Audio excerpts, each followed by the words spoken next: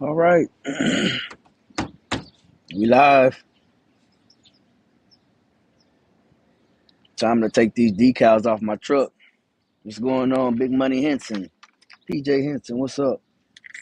Gotta take these numbers, these shit off my truck, man.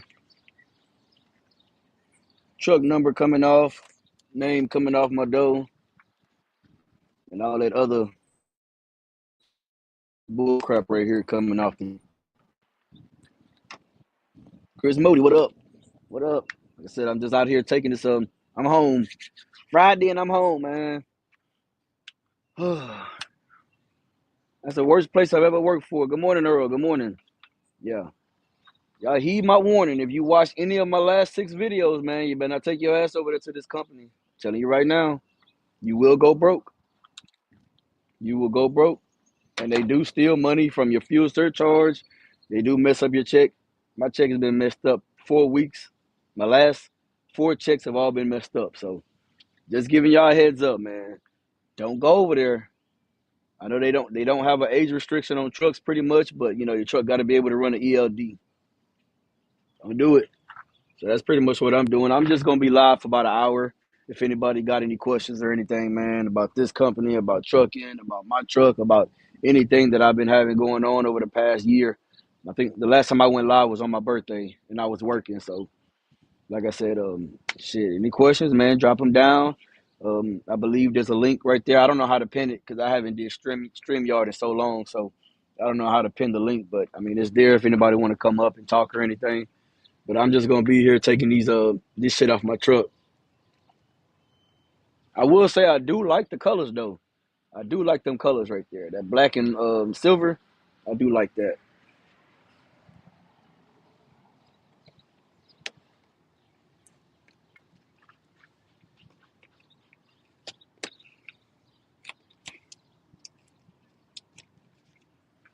Well, it wasn't on the truck that long, so it wasn't that hard to come off. That's a good thing.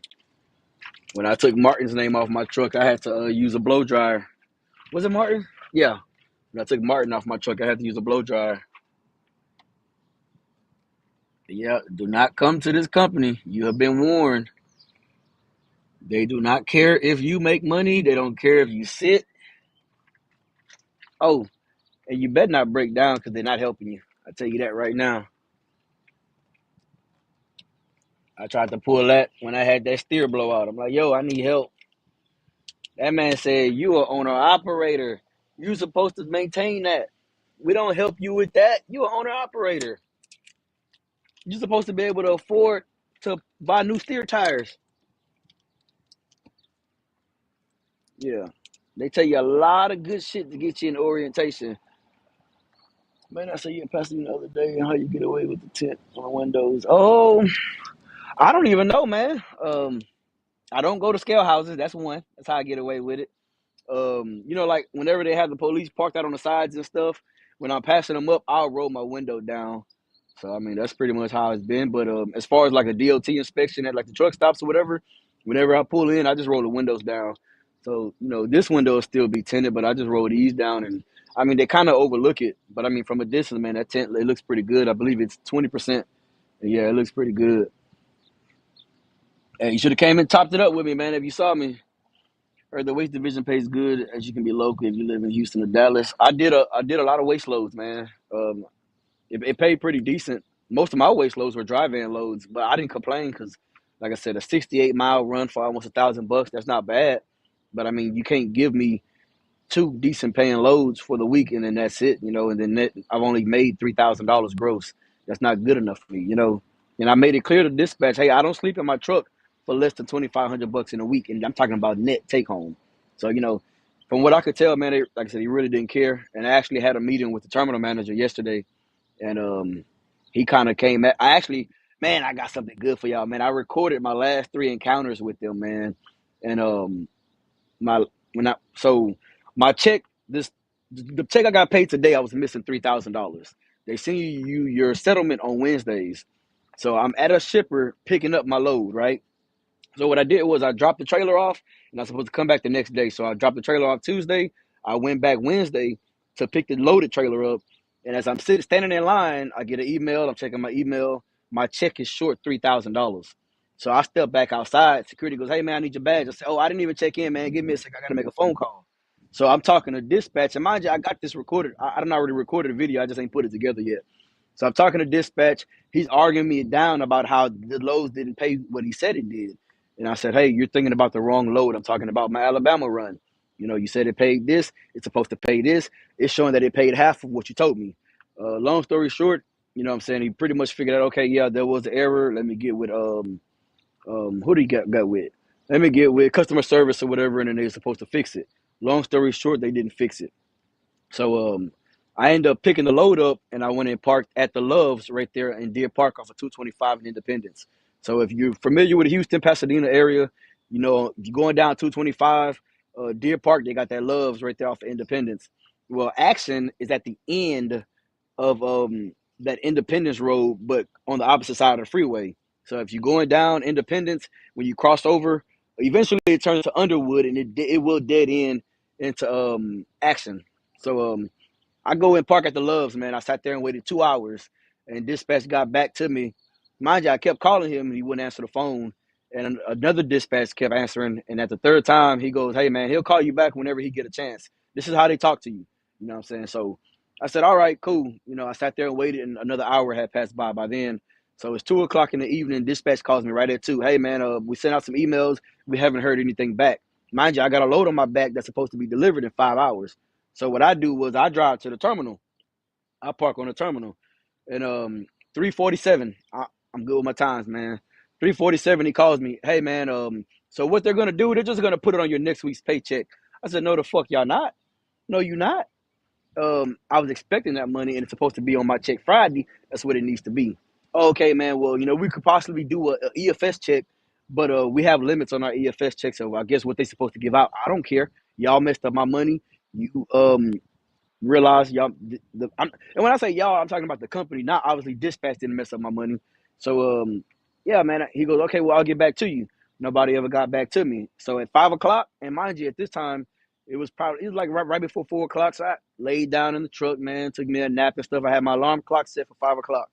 I got up at 5. I didn't have no missed calls. I didn't have no missed text messages. So I hop in my dually, which the iPad is sitting on right now, and I put my stuff in the truck. And as I'm driving out, my dispatch is coming out the front door.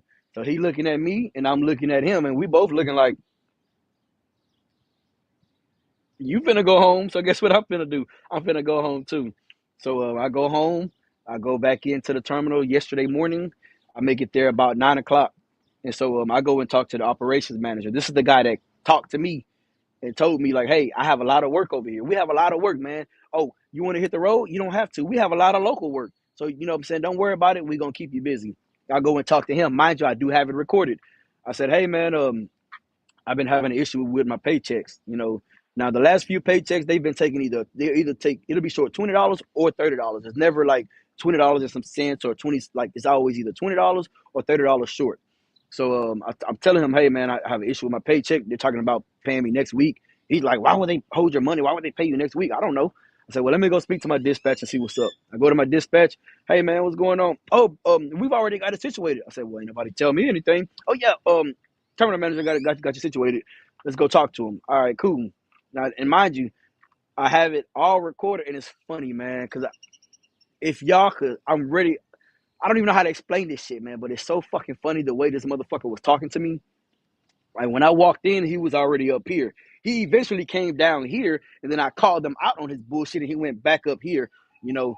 And mind you, the way I'm talking, like this is how I talk. You know what I'm saying? If you've seen my videos, you've ever met me in person, I talk I talk loud and firm so you can hear me and understand me because I stutter. You know what I'm saying? I get tongue tied. That's just how I am. So hold on, let me see. I heard the way. Okay, we need the foot. Yeah, I got the footage. I got 50% tent in Tennessee. They don't seem to care no more. Okay, he said he got some 15% tent. So yeah, man. I go in there and I'm talking to the guy. Hey, what's going on? You know, he trying to little short Hispanic dude, man, trying to put his macho-ness on. And I'm sitting down, chilling. Where's my phone at? So I'm sitting down, chilling. So as I'm sitting down, I have my phone in my hand like this.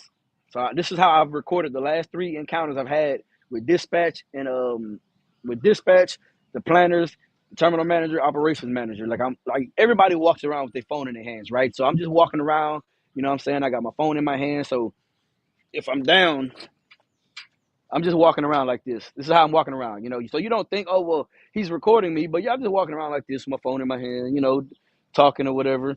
So as I'm sitting down talking to the terminal manager, you know, I'm sitting down and I think I listened to like the first 2 minutes of the video and I watched it. And man, got a good fucking view, man. Got a fucking good view for y'all to see.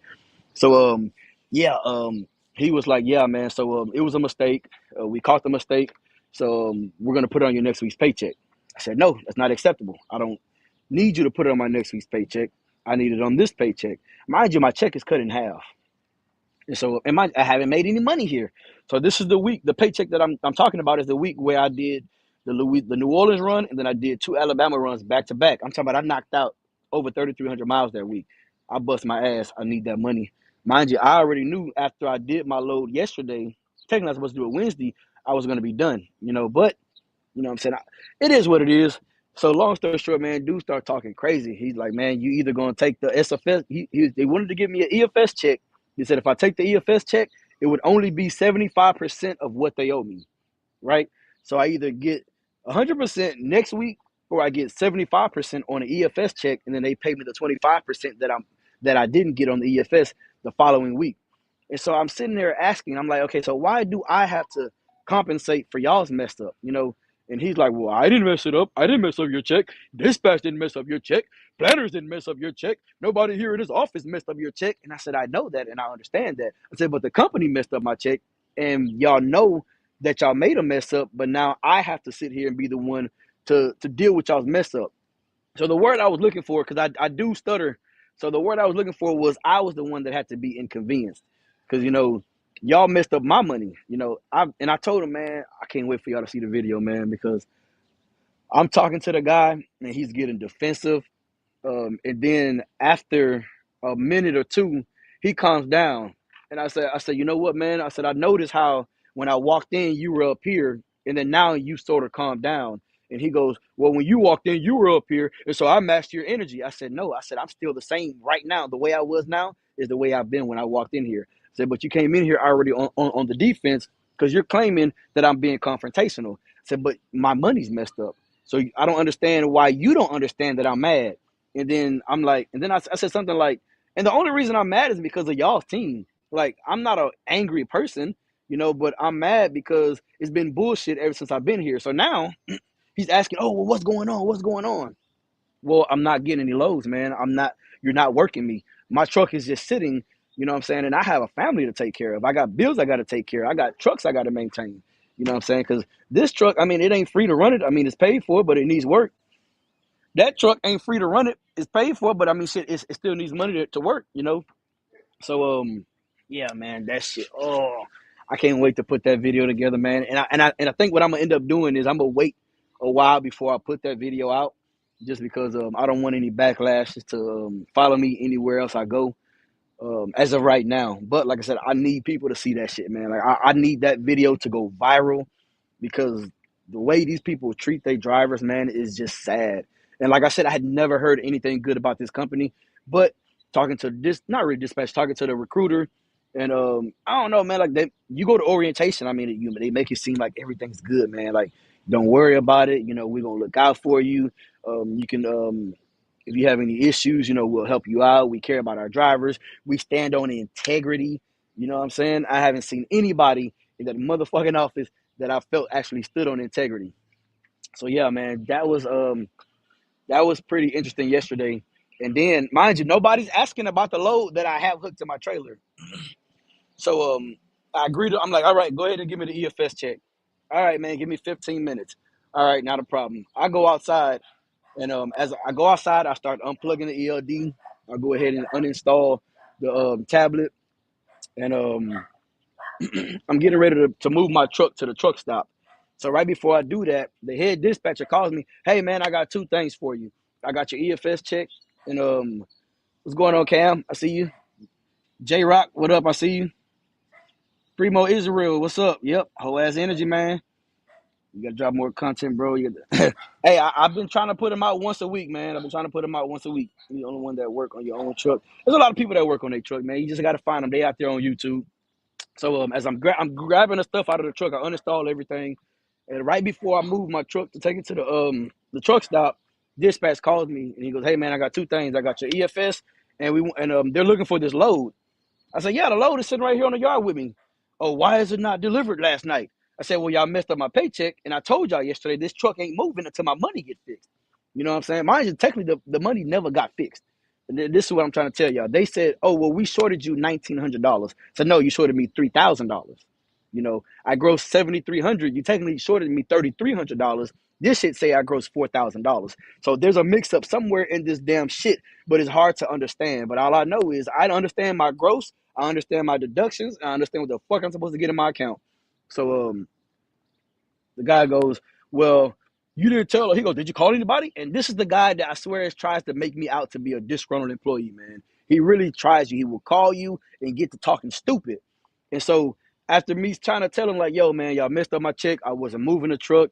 Oh, you need to come in here and talk. Man, I hung up on his ass. I walked up in that office. Mind you, I'm not a hyper ass person when it comes. I'm not a confrontational person. So I walk in the office. I said, man, what's up? We got a problem?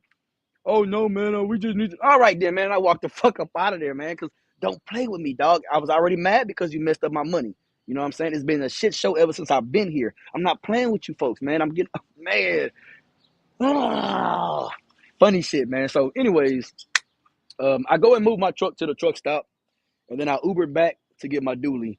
I had got the tablet, I got the ELD, I had the permit book. They had a little binder, like a little training binder, I guess, that would walk you through steps of like offloading the pumps and all this other stuff, how to air off. I brought that back, the fuel card, and then the paperwork for the load. Now, the whole ass nigga in me was saying, fuck that paperwork, man. Y'all can get that shit. You know what I'm saying? Call the shipper, had him email that shit to y'all. But I'm like, nah, I'm not going to do that, man. I'm not going to do it. I wanted to, but I'm like, nah, I'm not going to do it. So I brought the paperwork and stuff. And I go back, and that same guy, hey, man, I said, hey, give me a minute. I'm going to go talk to the terminal manager. So I go and knock on the door. I said, hey, man, you got a second? Now this motherfucker all friendly. Oh, yeah, buddy, come on in. I said, hey, man, I'm going to go ahead and count my losses, man. I'm going to go ahead and take my losses right here. I said, I'm done. This is not how I run my business. This is not how I conduct business with people. I said, and the way that it's been since I've been here has really been unacceptable, man. I said, so here goes, I tell him, I said, hey, here goes everything that was given to me. I'm out. Now, mind you, about 3 weeks ago, I had two buckets of like caps and stuff, fittings for like the hoses. And I had already turned that in because I already knew, man, I wasn't going to be here. It was a shit show since I started. So I had already turned that shit in. But, and he goes, oh, okay, man.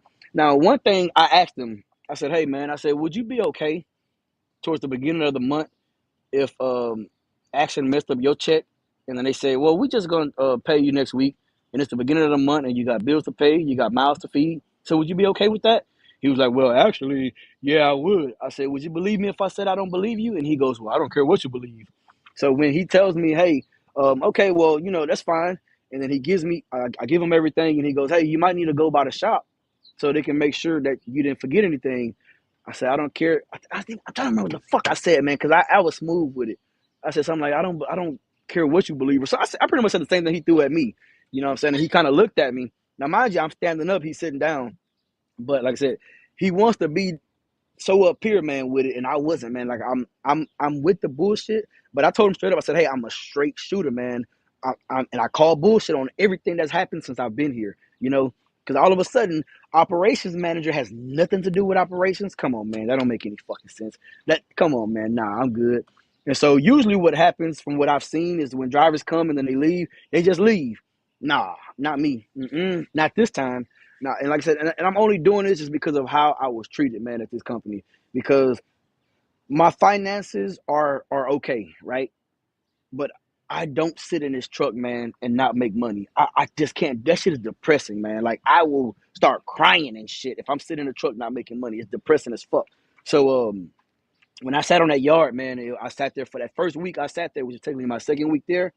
I sat on that yard, man, and I came in Monday morning, 7 o'clock. Hey, I'm gonna be out there on the yard. I'm available to you to work, because at first they were trying to say, "Oh, well, you live in Beaumont. It's gonna take you an hour and a half to get here. It's gonna be hard for us to give you loads." Well, I got a solution for that. I'm right here outside. So now what's the problem? And then the terminal manager was trying to say, "Oh man, well, tell me how much money you want to make." I said, "What? Tell me how much money you want to make. Like, tell me how much money you want to make, and then I'll get with the dispatchers, and we'll see to it that you can try to make that. But if you're saying you want to make like $8,000 or $9,000 in a week, hey, I'm gonna tell you good luck, and shake your hand and tell you go find it." That's what he told me. I said, "Well, the problem is not how much money I want to make." I said, "The problem is I'm not even getting the option to make money. I'm calling up here. I'm coming up here just to be told, hey, I don't have anything." That's unacceptable, man. And then the operations manager goes, "Well, man, we have hundreds of trucks rolling in and out of here every day. What the fuck they got to do with me? My truck is out there sitting. That don't make any sense to me." So yeah, a lot of shit, man, that was told to us for this company, man. It wasn't true. I don't like it. Um, and I guess maybe I was spoiled at the last company that I was at, man, just because I didn't have to deal with all this shit. But yeah, man, I have the recording of that shit, man. And I'm telling you, man, it's gonna take me a minute to put it out, but I'm gonna put the video together, I'm gonna upload it, and then I'm gonna just put it on private, and then maybe a month or two is gonna probably have to go by, and I want to air that motherfucker out, man. I want that shit to go viral, man. Like, to see a motherfucker don't care if you make money or not, to blatantly tell you I don't care. Yeah. And the way he was talking, man, mind you, they have an open door policy. I want y'all to think about night transportation. What happened when dispatch played with that man's money? I'm not gonna say it because I'm not wishing bad on anybody, but y'all think about what happened at that night terminal in Katy a couple years back, man. And this place, man, it's bro. If I was one of those people that didn't have nothing to live for, I ain't got nothing to lose. Hey, would have been a lot of collateral damage in that damn place, man, because it just don't make no sense. And and then funny thing is, on that load to New Orleans, right? The last time I did that load, the trailer got rejected because it didn't have a ball valve. It's in the video if you ain't watched it. So when they gave me that load again, I went to go make sure. Like, that was the only thing on my mind was, okay, I need to make sure it has that steam valve so I don't waste 5 hours, 6 hours trying to drop a fucking trailer. Well, I go and check, and I'm like, I don't even know what the fuck this is. So I had ended up bringing the trailer to the damn yard for them to verify, the shop to verify that it is, because it looks different. Oh yeah, man, you good? All right, cool, bro. I go to this damn place and they still rejected the trailer because the VKI was expired. And man, I got a lot of shit that mentally, or I guess that's wrong with me. It literally slipped my mind. Like, I didn't even think to look at it.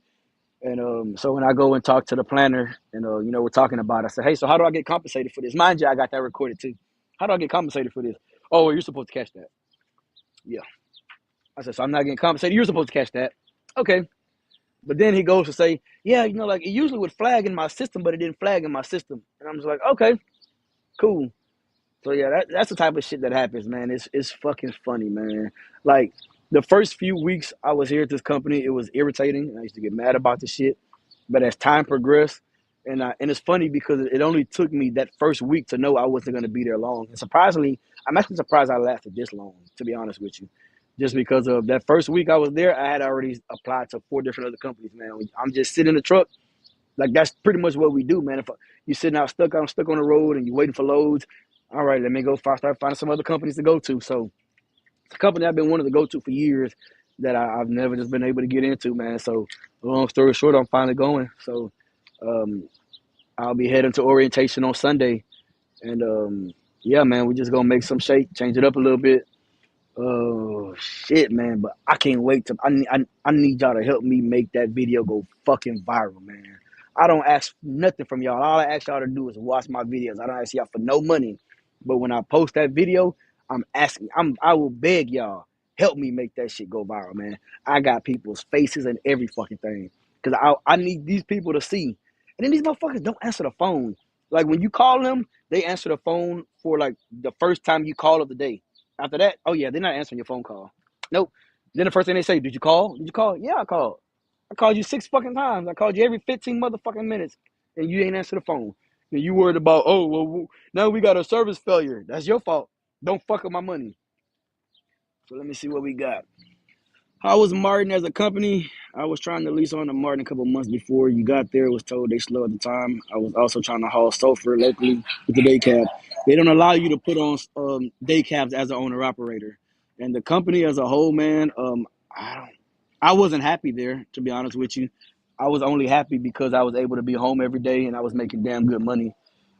Sulfur, it don't pay good like by a single load, but because they're assigning you 5 loads for the night, you make about 1,500 a night. Um, if they don't have other drivers and stuff, man, you can do an extra load or two. So next thing you know, you done made $1,800, $2,000 a night, and you done did about 200 miles. You know what I'm saying? So like I said, that was good. I was told I could come back after 6 months. They said at the 6 month mark, I could come back to the company, but I wouldn't be able to haul sulfur unless I waited another 6 months. So either I come back in 6 months and just be back at the company and haul regular shit, or I wait a year, I can come back and haul sulfur. But they're on this age stuff. Because mind you, my truck is a '99, and a reason I was able to get in because I went in and I trained in a company truck. So when they said, well, for our local guys, um, they haul sulfur and sulfur is really heavy, and I was like, man, my truck got 1.3 million miles, man. It ain't gonna be able to haul that. So I put my truck in the shop. I hopped in one of their trucks. I trained, and then 2 months later, technically, I was able to put my truck on. Well, my truck got leased on, and then I was able to run. And because they have a hard time keeping drivers, because their company drivers only make $50 a load. So company drivers making $50 a load, owner op is making $300 a load. So yeah, you're not gonna keep them drivers long, and it's always bullshit. But yeah, you can't put a day cab on if you wanted to go run for Martin.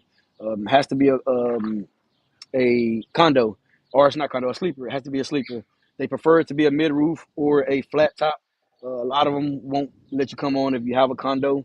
A lot of the terminals have age restriction on trucks. So Houston terminal, I believe the truck has to be 5 years old or newer.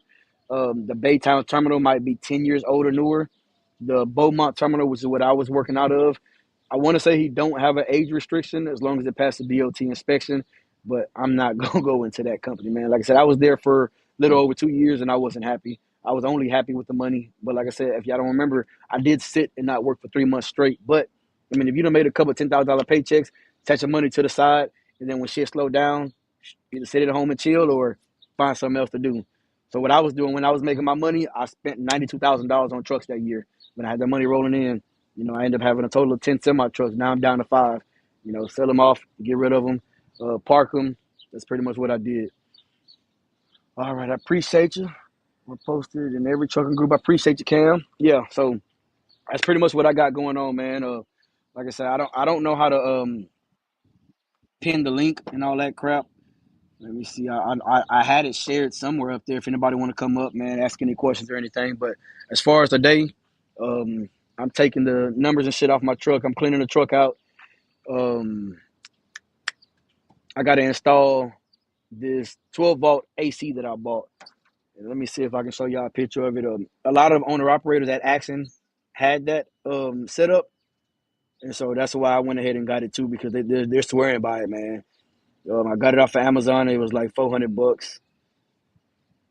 And then the stupid thing is they ship that shit in multiple packages, which I don't understand. So today I got my winch bars coming in. I got my straps coming in next week. Let me see if I can show y'all this right here. So this is what I'm putting on the truck right here. So this part right here will be on the inside. That part will be on the outside. I watched a couple of videos on it on YouTube. A lot of people that live in, like, they do like the van life and stuff. They use this right here and they fucking love it. They swear by it. So that's pretty much the route I'm going now. I'm still have a generator on the truck, but as of right now, man, this is the route I'm going. But yeah, man, I'm just flabbergasted, man. Just the way this fucking company worked, man. I don't even the shit. Sometimes it just have me speechless because I'm just be standing there like, damn, what the fuck going on? Then you got drivers that's been there years, man, and they're looking at us like, why are they hiring you? And shit, I'm looking like, well, shit, I don't know, but I don't know why they hired me either, cause shit. They said they had work. No, they ain't had work for us. I've been here 10 years. Shit. I don't know what the fuck I'm supposed to tell you, man. You know, and the crazy thing is, these motherfuckers have every division, man. How do you have every division and no loads? Every division. What's every division, Mike? They got tankers, flatbed, dry van, reefer, end dump, roll off, containers, ISO. I know there's another one because I counted 9. But they have every division. They don't have a heavy haul division. I heard they bought out a heavy haul company, and I guess it didn't work out for them. But they have every division in trucking, and you tell me you don't have no work? Now, mind you, they have drivers that come over. Hey, I'm a tanker driver. I'm only hauling tankers. That's it. So when they call you and say, hey, man, I got a dry van load, will you take it? Some of them guys say no. Mike took it. Hey, man, I got an ISO. Will you take it? Some of them guys won't take it. Mike took it. You know what I'm saying? And then I go in there because it was one of that my first drive-in load, man. I ain't gonna lie, I cut up. I pulled my damn Denzel out, man. I said, I'm leaving here with something. You know what I'm saying? Fuck all that. Now we ain't doing this. And it was the beginning of that second week, I think it was, when I had that drive-in load that went 68 miles for almost $1,000. And I told him, I said, nah, I'm leaving here with something. Y'all giving me something today, man. Like I went up in there thinking thinking that would show them that, hey, this guy's here to work. Nope. Mm-mm. Dude try to sit there, try to make it seem like I'm a disgruntled employee, man. So yeah. Oh, let me see. Yeah, I don't know how to. I think it's copied. I don't know how to paste. I don't know how to I'm not. I don't know. I don't remember how to post. How to pin the shit up. But yeah, man, that's pretty much what I got going on, people. Um, hopefully everybody heard the story. But like I said, I did record. I got 3 recordings. So I got a recording when I went in to ask for work. And this was Monday. I think this was Monday of this week. I went in there. It was 8 o'clock maybe. I went in there and I walk in and I just stood off to the side and I was recording like I told y'all. So I'm standing off to the side with my phone in my hand up against the wall. I'm just standing like this, just recording, you know, trying not to look suspicious, just recording. And nobody acknowledges me. Mind you, it's a small little circle of about 6 or 7 cubicles right here. And you can hear everybody's conversation. So I'm just standing off to the side because usually when you walk in, somebody acknowledges you. So I'm just standing off to the side, and another driver walks in, and he's a newer driver because his truck number was like a few numbers after mine. He walks in and he does something. The lady turns around and goes, "Hey, can I do anything for you?" And he goes, "Yeah, I'm here for a load." And so after she said, "Okay, well, go get with such and such," I step forward. So I do this and to make eye contact with her. And she goes, "Oh, I didn't see you right there. What can I do for you?" I said, "Well, I would like to get a load if possible." Mind you, this is Monday. So, okay, give us a second. The guy, what's your truck number? Tell him the truck number. All right, give me a second. Waiting, waiting, waiting. And then the head guy, and I'm not gonna say any names, man, but the head dispatcher he literally asked me what's my truck number after the other guy asked me my truck number and I said the truck number and he does that and it's annoying, but I got it on video. So what's your truck number? 3400. All right. Oh man, I don't got nothing today, but we could possibly I'll see what I can have tomorrow. And this was actually the first time where he pulled me to he pulled me to the computer. It was like, "Come here, you can come closer." I've never done. He's never done that before. Usually, I don't have anything today. I'll call you tomorrow. And I was literally asked, so like, do I go home? Do I sit and wait? Like, what do you want me to do? Because if I go home, I'm not coming back out today. You get what I'm saying? I stay an hour and a half away. So he goes, "Yeah, man, come here, come closer." Okay, I got these 2 loads for tomorrow, and then I got 1 load for Wednesday. That's it. So I had to go to Bobtail to Bishop, Texas. It was stupid. It's like you bobtail to Bishop, or you take a trailer to Bishop, and then they pay you a preload because they're gonna load it and you're gonna deliver the next day in Hempstead, Texas. Or I can do my Deer Park to New Orleans, and I was like, nah, that New Orleans run is bullshit, man. Just 5-6 hours to get in and drop a trailer, that don't make any sense. That's all I got. or Wednesday you can go up to Illinois. Now, mind you, I know I'm leaving, so I'm not finna go far the fuck out. You know what I'm saying? Because I know I'm leaving. Because every load that I've done here has been bullshit, or has been some bullshit attached to it. So it'd be just my luck. I get up to Illinois. Oh, we can't get the trailer unloaded. Nah, I'm stuck up there till the following week. Nah, we ain't doing that. I said, all right, well, fuck it, man. I guess let me take the New Orleans run. But like I said, it was an issue with that one. It took me 6 hours to drop the damn trailer. So yeah, like I said, every load, man, except for one load, which was that acid load, has been some bullshit. What's going on, paper?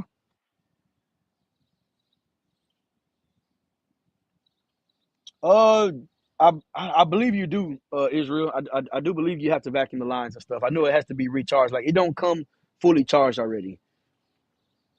Well, the other company works out for you. I appreciate that, Michael. Yeah. If I can literally tell y'all one thing about this next company, and I guarantee if you know any trucking company on the road, you would possibly guess who it is. So I'm not gonna tell you. Not even gonna say that.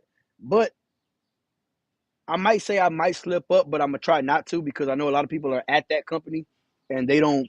I don't want to bring attention to people that are kind of more like low key. You know what I'm saying? Like they just, hey, I'm over here to do my job and that's it and just chill. So I'm gonna try not to slip up. Um, yeah, but I already have everything for that company. I already got my permit book, um, my fuel card, my decals. I got everything. So that's why I'm taking all this shit off. And then I'm gonna actually go run to the decal shop here in Beaumont because even though I didn't like Action, I definitely didn't want their name on my fucking door. I like that color scheme, that black and silver or that black and gold, black and gray. So I do like that color scheme. So I'm actually go get the signs for this next company, the same color, and then I'm gonna put it back there on the fairings. I thought about doing the thing where the guys be putting it down here on the boxes, but I've been doing a little more of washing my truck now lately. Especially since I got the stacks and stuff, man. So been trying to keep up with my truck, at least wash it while I can. Now I know my shop is saying they can buff the paint out and it'll bring that color back out, but I'm not finna spend that type of money, man, to have this buffed out when I really want to just paint the damn truck. What we got? Paper said working, waiting on you on this open deck. Oh, I'm coming, man. I had caught some of the live last night. I seen y'all was critiquing people's strapping jobs and tarp jobs and stuff. So yeah, your boy coming, man. I'll be out there. I'll be over there Monday. I got orientation Monday, and then hopefully I'll be on the road. If not, the end of that week, the following week. So we just gotta wait and see, man. I'm excited. I'm just ready to get back to actually doing some work. So, and mind you, I don't know if I told y'all, man. I'm not really a person that like to actually do work. I just like to drive. But I know that if I get on the flatbed side, man, I could actually set up to where I'm home a little bit more. So that's pretty much where I'm at. What I do? Okay. Oh shit. I don't know what the fuck I did. Oh, hold up. On stage, hope all this. Oh shit. I know I'm just clicking shit.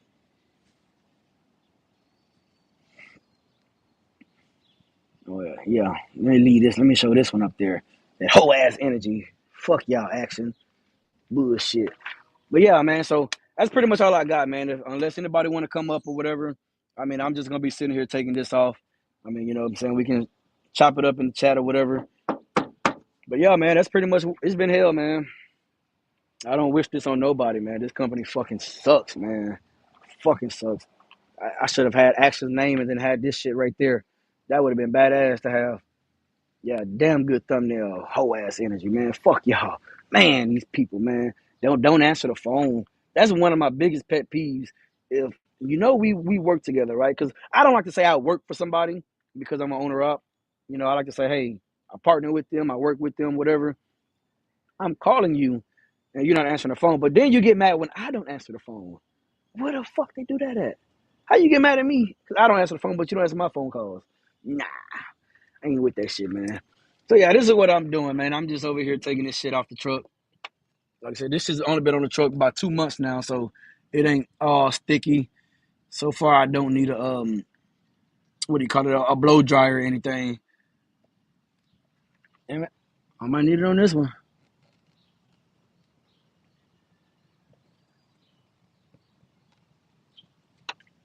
Damn.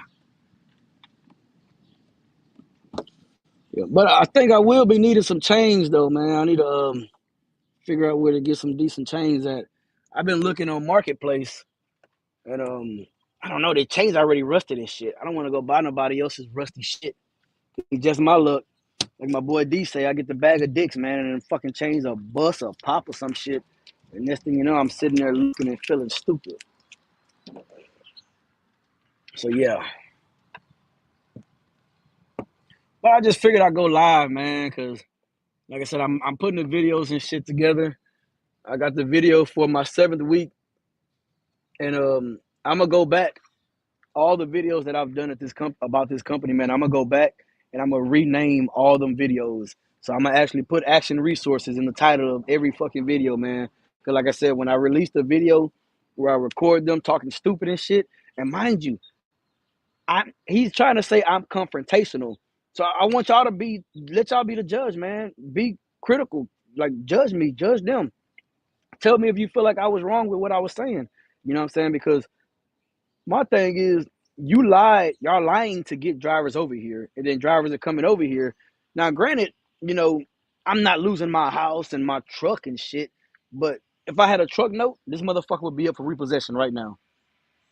If I didn't have, I've literally been living off my savings since Martin terminated my lease. I'm just being honest with y'all. I've literally just been living off my savings. The money that I've made at this company has been so comical. Company drivers make more money than the owner ops over there. But the crazy thing is, they got their people, right? Every company got their favorites. They got their people. So you got guys. I've seen some owner ops running every fucking day, and I've seen some. I haven't seen a truck move in 2 weeks. So like I said, they have their people. They got their favorites. I don't kiss ass, man. I show up. I try to have a good energy. Hey, good morning. How you doing? I'm ready to go to work. This motherfucker had the nerve to say, "Why was I look?" I think he said something like, "Why are you looking at me like that?" I said, "What do you mean? This is my face." You know what I'm saying? And I know I probably frowned up because I got mad because I was about to say, "Nigga, you don't see me talking about your fucking face," but it is what it is, man. But yeah, um, that place is horrible, man. Please, please, please. If you don't listen to anything I say, you better not take your ass to action, man. Action Resources, Hanceville, Alabama. Do not take your ass over there. You have been warned. I'm telling you now. I want that video to go viral, man. I need the mother trucker news, fucking lockout podcast, motherfucker. Y'all need to bring who is that? Fuck. Um, Man, what's my guilty? I need to bring guilty out and make him do a stint on that shit. Keep it in one. I'm talking about everybody, man. And I don't even do shit like this. But this shit was so fucking comical, man, and it's so bad. Like, if I had, you would probably do better at Super Ego. That's how bad it was. You would probably do better and get treated better at Super Ego. Exactly. Cause fuck that shit, man. Like I said, if I didn't have my savings sitting the way I have it sitting, mind you, I have 3 accounts. I have a savings account for my truck, I have a savings account for my house, and then I have a third account that I will pull for either or out of. But once I get out of that account and I start getting into the other ones, hey, something got to shake. So yeah, man, fuck them people, man. I'm happy to get their name off my door, and it's crazy because it would be different if I'm like, man, everybody else working and I'm not. Call some local equipment rental companies, some sell chains that used to deliver heavy equipment. All right, might do that. Might do that. Relax, kid. We're going back. Hey, what's going on, D? Yeah. So yeah. What the fuck was I saying? Oh, it'd be different if I'm like, man, I'm the only one sitting. Like nobody else is getting treated like this, but it's a lot of drivers getting treated like this, man. A lot of them, and drivers just, all right, fuck this company. I'm gone. Nah, not this one. I did that Amazon shit for them 2 weeks, and I wanted to clown that company so bad. But I swear I keep forgetting this dude's name. My God, San Antonio. He actually hit me up and was like, "Yo, man, here are the rates in Houston, man. They suck." And if it wasn't for him, I probably would have tried to clown that damn company. And the crazy thing is, I still never took their shit off my truck. I still never took the shit off my truck. It's still on there. Yeah, I was trying to clown him because it's paid, but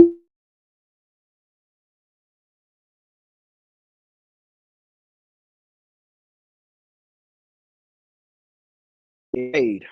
His Amazon out of his location, it paid. Amazon out of my location, it didn't pay. It wasn't worth it. He kept it real with me, man. That's what I like. Keep it real with me. Don't sugarcoat shit. hey man, and I literally was gonna try to lease on to him, and he literally said, hey man, I can't I can't lease you on because you're not gonna make any money. That's what I like. Tell me that. I didn't say I'm not gonna be like, oh man, well no, I can make no. If you're telling me you're running a successful business in your area, successful business in your area, and you're saying, hey man, I would help you out, but your area, man, I couldn't do it. I like that. Keep it real with me, and that's what he did, man, and I appreciate that. Um, I gotta fucking start remembering. Man, I'm gonna be honest with y'all, man. My mind be all over the place. I be forgetting shit. I get tongue tied. I start stuttering and shit. So yeah. But this company, don't do it. You've been warned.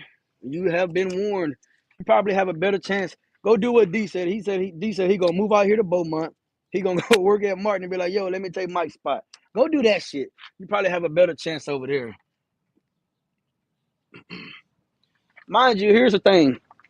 I don't mind putting up with bullshit, but I need to have money with the bullshit. You're not finna starve me out and then still give me bullshit. Literally, why I stayed with Martin so long.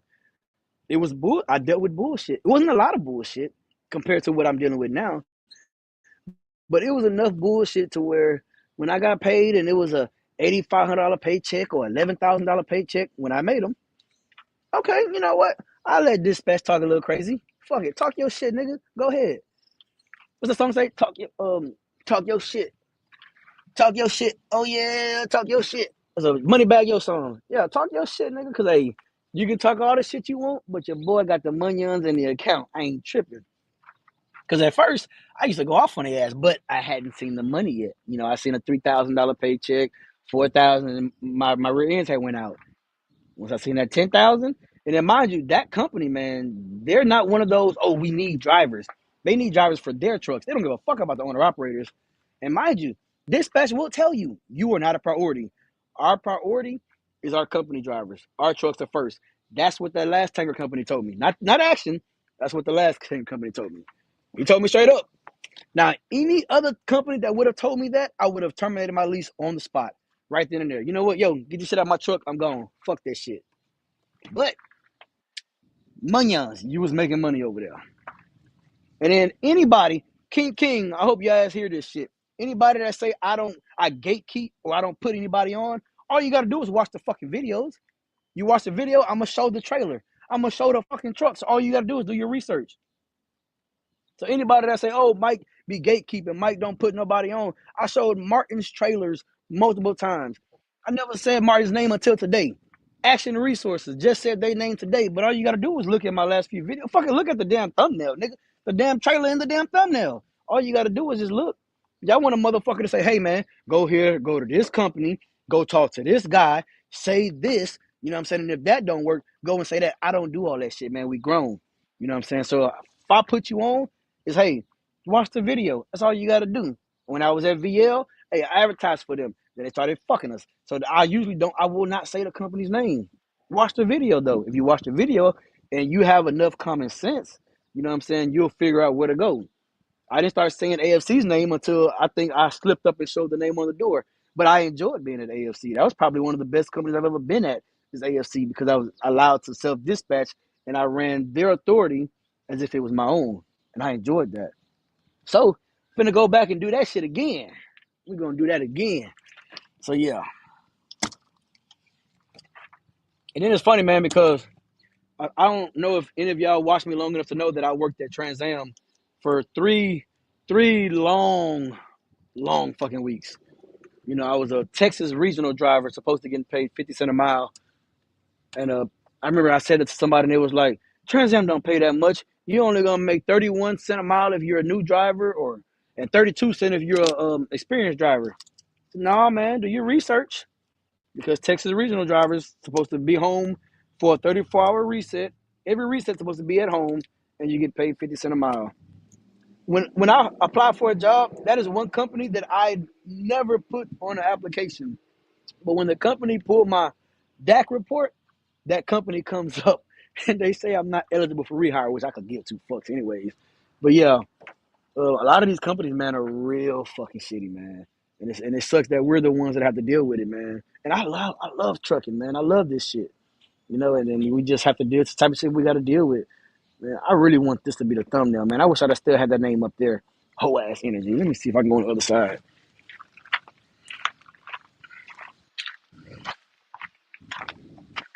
I need this shit to say action. Whole ass energy. That's what I need right there. Can anybody screenshot that? Hey D, if you in here, man, screenshot that shit and send it to me, man. I need to put that on as a thumbnail. Every video I need. Hold on, can I screenshot this damn iPad? No shit, now I'm blocking the damn thing. Let me try to screenshot this shit. Oh, there we go. Got the screenshot. Yep. Now all I gotta do is edit. Yeah, whole ass energy. Fuck y'all. Man. But on other news, man, the truck runs good, so that's a good thing. Um, yeah, truck running good. It's been looking good. You know, had the truck washed. What 2 days ago? The 2 days ago? The fuck did I do? I don't even remember what the fuck I did. But yeah, got the truck washed like a couple days ago. And so, like I said, I'll be heading to orientation on Sunday with the truck. I got to take the truck to orientation with me. Appreciate the look earlier, Mike. Big Lou, yes sir. Hey, them lights, man. I know you talking about them lights.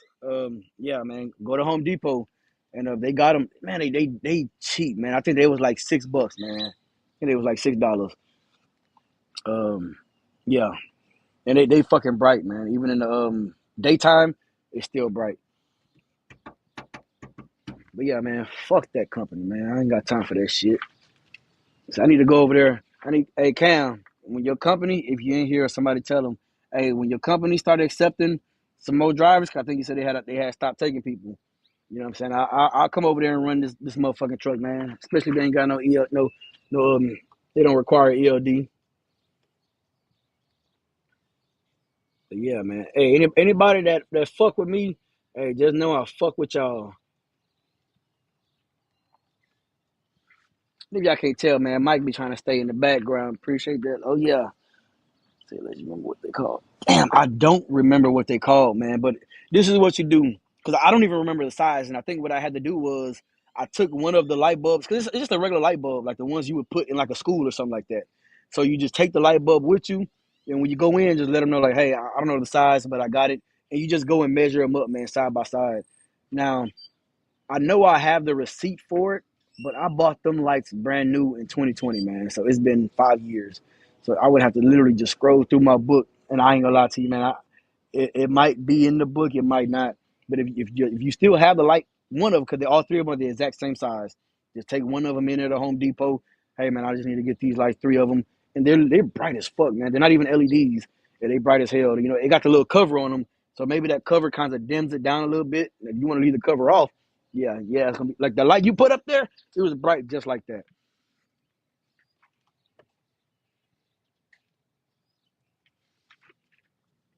So as far as my flatbed people, man, or my step deckers, I want to do some crazy shit, man. I want to put a fucking like on the top step.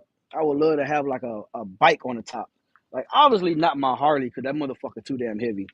For y'all that don't know, a Harley weigh like 1,000, or at least the one that I have, it weighs 1,000 fucking pounds. I'm not putting that shit up there. J Boo, what up? Yeah, I'm not putting no damn Harley on that top deck. But I would like to have a bike up there, man, because I'm getting back on the. I say I'm getting back on the road, but I'm not planning to do any 34 resets in the truck. But I'm gonna be out there, you know, running out and back. Got somebody that's been helping me out, man. So yeah, we're gonna see what it do. But yeah, man, fuck action, man. Fuck this company.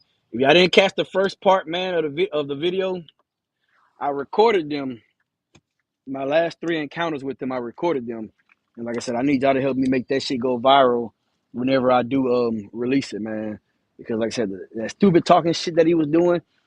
Now, I think I can talk pretty intellectual if I need to, but I get tongue tied, and if I get mad, man, I start stuttering and shit. Because where I'm from, right now, I don't like to talk ghetto. I guess you would say, right?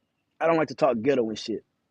But where I'm from, it's like you only gonna say so many words to where we're not talking anymore, you know. And I don't even know how to explain this shit. So when he was talking to me, it took everything in me to not just say, all right, fuck this phone, let's go, nigga. Like that's how it was. Like that's how he was talking. This is the terminal manager. He was talking crazy. I get it, you probably from Houston, nigga, but hey, so am I. And hey, man. But I got a lot to lose, man. I got a lot to live for. My childrens love the motherfuckers to death, man. And it don't do them any good with me sitting in jail. As long as nobody play with them, you can try all that shit you want with me, man, and I try to let it slide. And I'm trying to get my oldest brother, man, to make a YouTube because, like, with him, man, he's more of the calm person. Like he was. Hold on, let me shut these dogs up. Hey, hey, hey, relax. All right, sorry about that. So, like, my oldest brother, man, is more of the calm. He's more of that calm person. You know what I'm saying? So, like, a lot of times I'll tell him stuff, and he's more of the yo, man, let it go, man. Like, fuck them niggas, man. Like they let them think they got to win up on you. And I'm kind of like, now mind you, I'm the baby brother. He's the oldest, and then we got one that's a year older than me. So he's more of the calm. I'm more of the destructive person. Like, like so like when shit needs to go down, it's kind of like, all right, let's call Mike because Mike can go from 0 to 100 real fast. You know what I'm saying? So that's the type of person that I am. My brother's more of the, hey, we can talk it out. You know what I'm saying? And either we either gonna get it situated, or if we can't come eye to eye, I'm gonna just let you have it. That's how my brother is. I'm not that guy, man. Like I just things just shouldn't go. And mind you, that if we lived in a perfect world, certain things just shouldn't happen, right?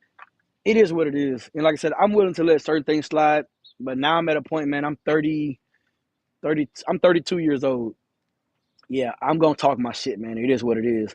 So whether you like it or not, oh well, I don't give a fuck. So like I said, when I was there at Action, man, I'm not holding anything back to y'all. I'm not a kid. I'm not your child or none of that shit, man. And I tell you, I talk crazy to my own mama, man. So who the fuck are you to think a person just gonna come in and, oh, how you doing, boss? Nah, I don't do shit like that, man. I don't do all that ass kissing and shit. You know what I'm saying? Granted, I know some people are like that, and it might not even be ass kissing, man. But just for me, I just don't talk like that. You know, hey, good morning, how you doing? What do you have for me? That's literally my routine. You know what I'm saying? Like it's just repetitive for me. Hey, good morning, how you doing? What you got for me? I might have even said that in the video. Hey, good morning. I'm ready for a load. What you got? That's literally how I am. I don't give a damn about your wife, your kids, how your weekend. I don't give a damn about none of that shit. I'm here to make money. That's it. But like I said, I got that video recorded, man. Oh my God. That video is recorded, and I swear, I don't ask y'all for nothing. I don't ask y'all for nothing. But I'm asking y'all, when I release this video, I need y'all to help me make it go viral. If you fuck with me, if you don't fuck with me, if you want to see a terminal manager talk crazy to me, record this, share it out, man. I need y'all to help me make that shit go viral, man, because this shit right here is unacceptable. And like I said, if I had a truck note, my truck would be up for repossession right now if I had a truck note being with that company. My money wasn't right to maintain my mortgage. Mind you, I had two mortgages. My shit would have been up for what, foreclosure or whatever they call that shit. Yeah, it ain't that, man. It definitely ain't that. These, and now mind you, their company drivers for the most part stay working.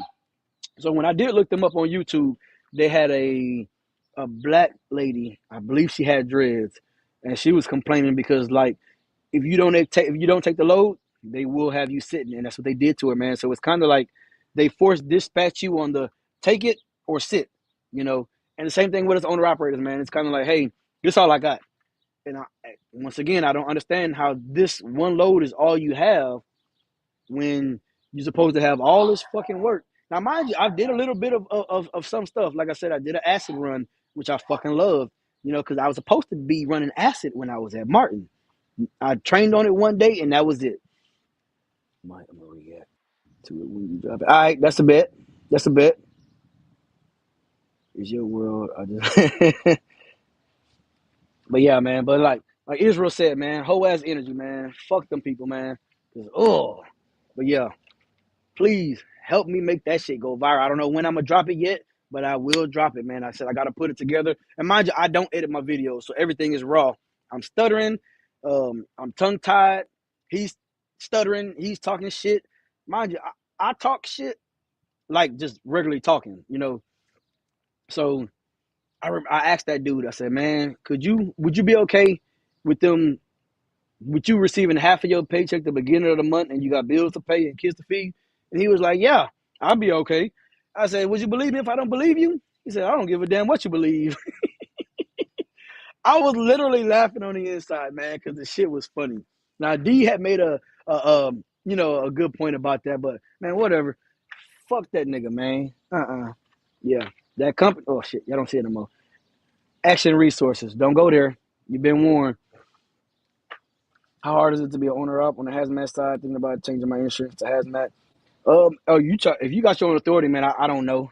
I don't even know how that works. I've been leasing on, man. I've been trying to do other stuff, to be honest with you. So my main goal is to drive my truck, build my fleet, and keep running, man. I like driving. Um, my authority, I do plan to get it. You know what I'm saying? But as far as like doing the hazmat on the authority side, I couldn't tell you, to be honest with you. Yeah, I'm not gonna lie to you. I can't even. I'm not even gonna speculate. I'm not gonna assume. Honestly, I don't know. I've never done it, so I don't like to speak on anything I don't know. But as far as I know, this motherfucking company, and I can tell you one damn thing: them motherfuckers suck. I tell you that. Don't do it. But if you got your own authority and you are able to haul hazmat or whatever, look into L&B, man. They will allow you to run some of their tanker loads if you have your own insurance and every damn thing. So Gulf Land Logistics out of Winnie, Texas. The owner of that company name is Brad. Go on Facebook and join the Tanker Cartel Facebook group. And if you go up in there, you'll see him comment on a lot of stuff, man. He has a number on there where you can either send him a text message or give him a call. Because I did see a couple people ask about running tankers under their authority, like how to get started.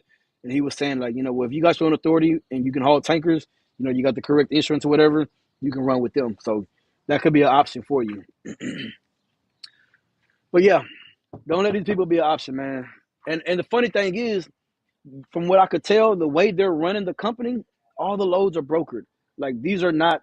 Now I do believe they have dedicated contracts and stuff, but they don't call them contracts or dedicated contracts. They call them campaigns. So if you're on a campaign, it's pretty much like how it was with Sulfur. Sulfur would technically be a campaign. You know what I'm saying? So it's something like, this is our contract. We do it back and forth every day. We have to do so many loads a day to satisfy this customer. They call it a campaign. Um, Sometimes, from what I can hear, they will have an owner operator on a campaign, but you cannot get off it. Like they'll tell you, if I put you on this campaign and you get off for any reason, I will not put you back on it. And they are not fucking lying. Because the dude I ran with, he was on a campaign for 3 months. He was bringing home $7,000 a week, and he was having issues with the trailer. The trailer was no longer DOT compliant, and he told him like, "Hey man, this trailer's out of like I can't run this trailer." They said, "Man, just keep going," and he was like, "Man, it needs to get fixed."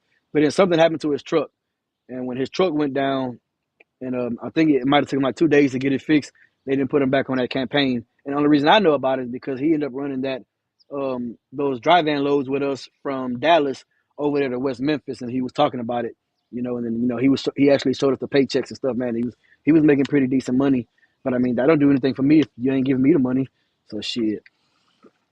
I think he's going to be giving all the companies up.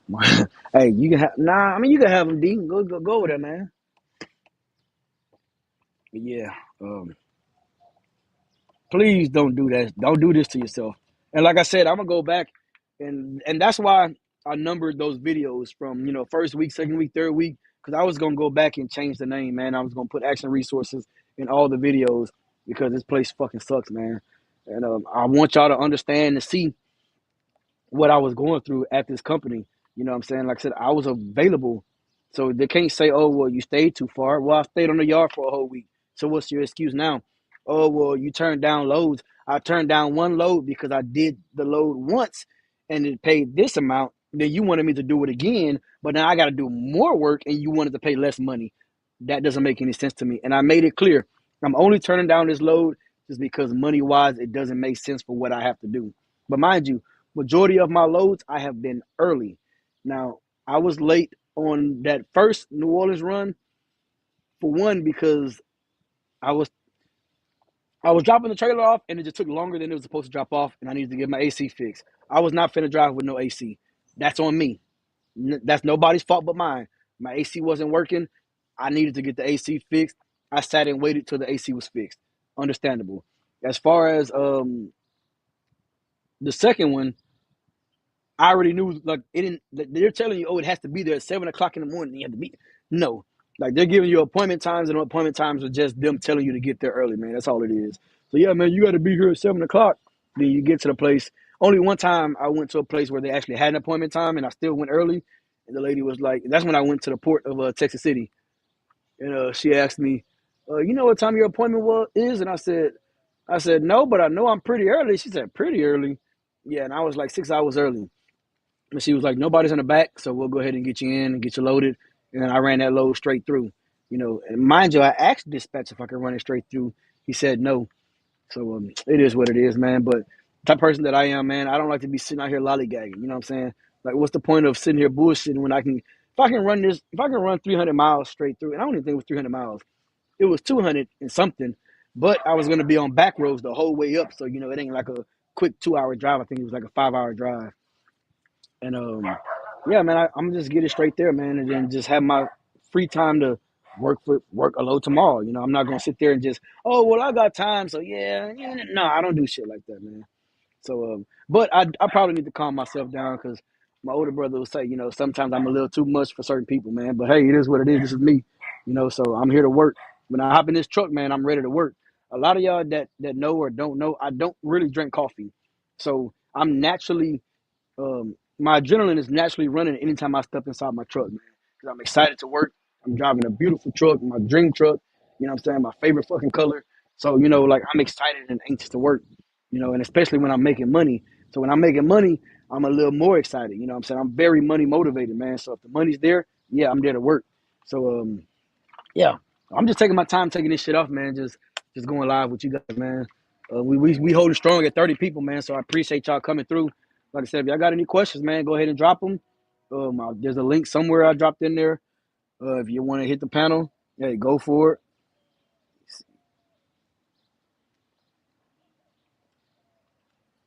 Yeah. If not, then I mean it's cool. Like I said, I'm pretty much done, man. I'm just ranting now, man, because just the shit that I've gone through, man, and I have to make it known that you are not gonna make.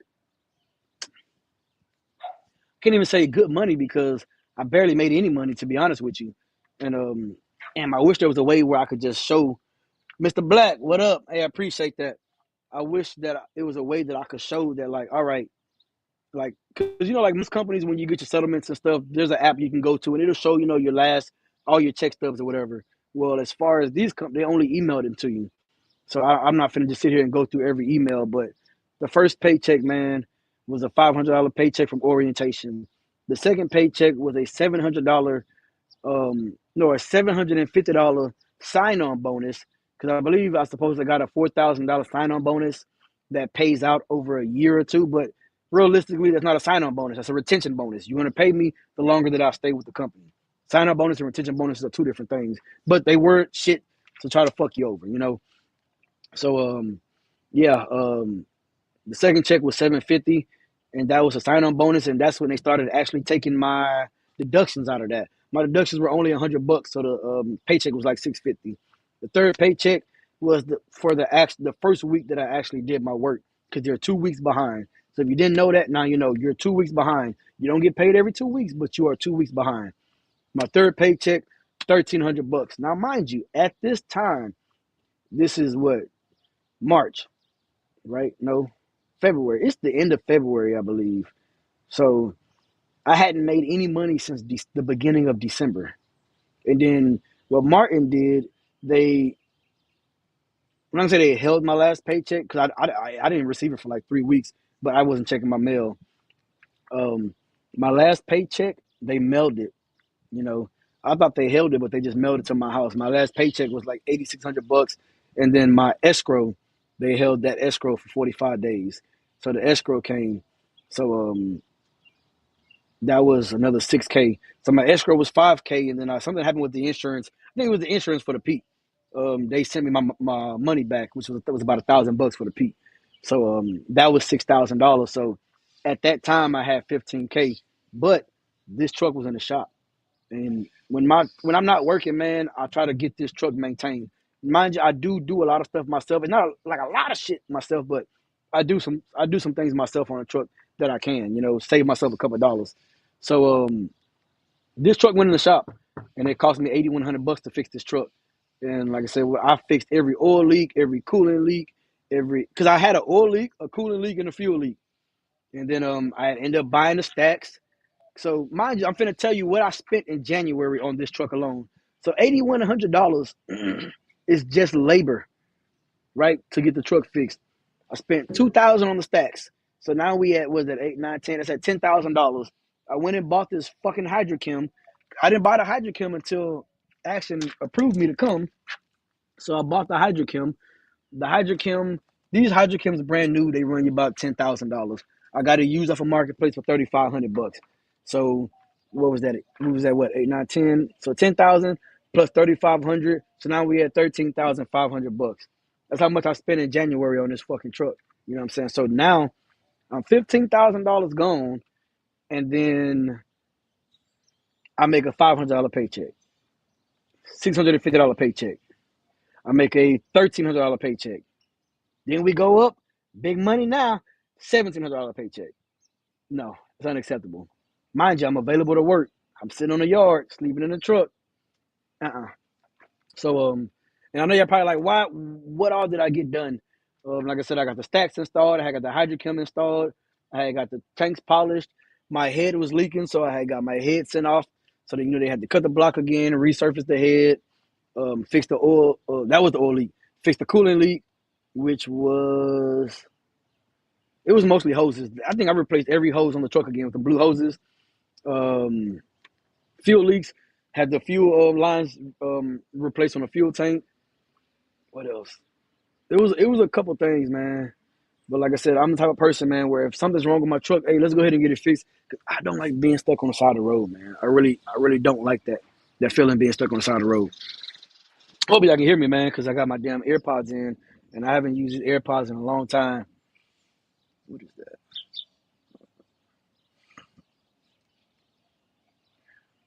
All right, Mr. Black sending Munions. I appreciate that, Mr. Black. You didn't have to do that, but you know what? I'm gonna take it. You know what I'm saying? I appreciate that. So yeah, man. You go and drop, 13, 14,000 on fucking maintaining your truck. And then just for them, just to go somewhere that's claims we have work that we gonna keep you busy, and they don't keep you busy, man. That shit's kind of upsetting. At least for me, it is. You know, I guess I'm pretty emotional, man. You ain't got a lot of me. Just keep it real with me. Like if it's your personal shit, hey, it is what it is. You don't want to tell me about what's going on in your life, hey, I ain't tripping on that. But when it come to business, you know what I'm saying, and technically my livelihood, you know what I'm saying, kind of falls on what we have going on over here. I need you to keep it real with me, man. You know what I'm saying? So if I would have called them, or when he called me, and if he would have said, yeah, man, I'm not gonna lie to you, it's kind of slow. You know what I'm saying? You might do one load a week, you might make some $500 paychecks. I'd have been like, you know what, hey, I appreciate you for being honest with me.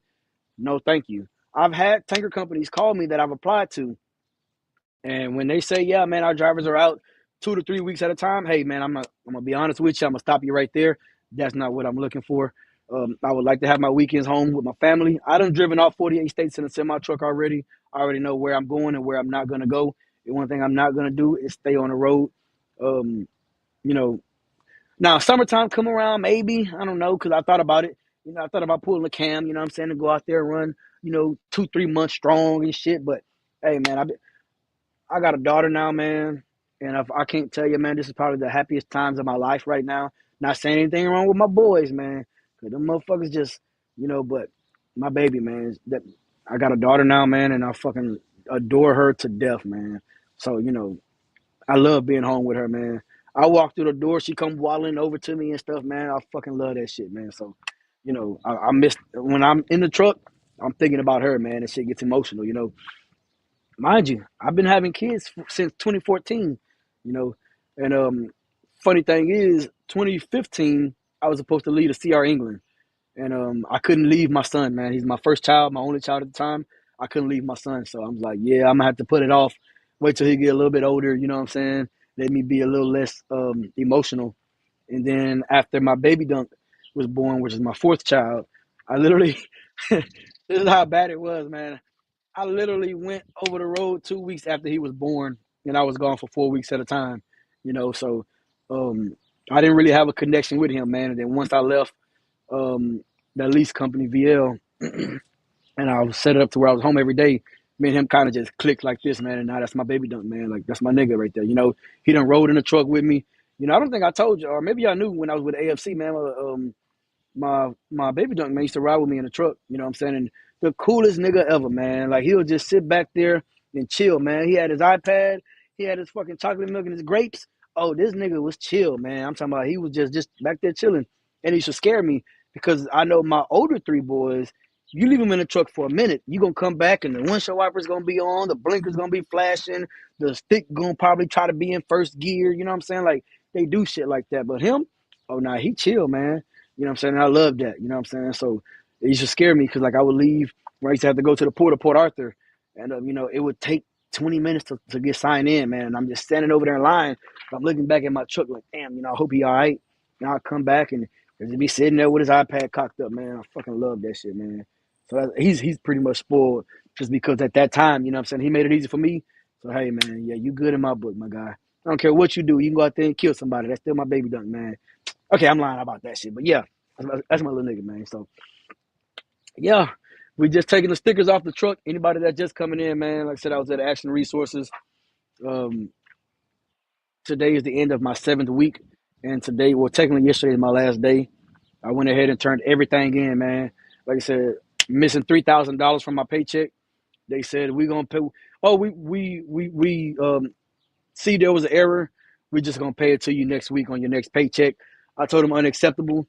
So they said, well, either you wait till next week to get your money that, you know what I'm saying, we clearly made a mistake on, or we can write you an EFS check for 75% of what we owe you.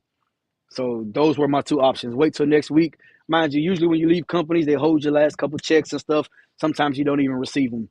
So I took the EFS check. You know what I'm saying? I'm done with them. I'm not going back. So like I said, I do have all that recorded. I am eventually going to put that out on in a video. It's gonna be a minute before I put it out. But yeah, man, I don't like people stealing from me. You know what I'm saying? I come in and I worked my butt off that week for that check that was messed up today.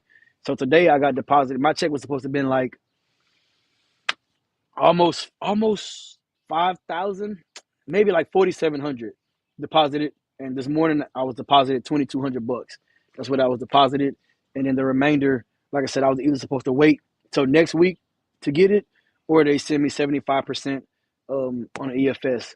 And I got my clipboard in either this dually or this damn classic. And I got the EFS check in there, and then they're claiming, oh, we don't owe you 3,000. We shorted you $1,900. So they ordered EFS check for $1,300. Truck Community, what up? I don't know if that's I don't know if that's check or if that's fuck.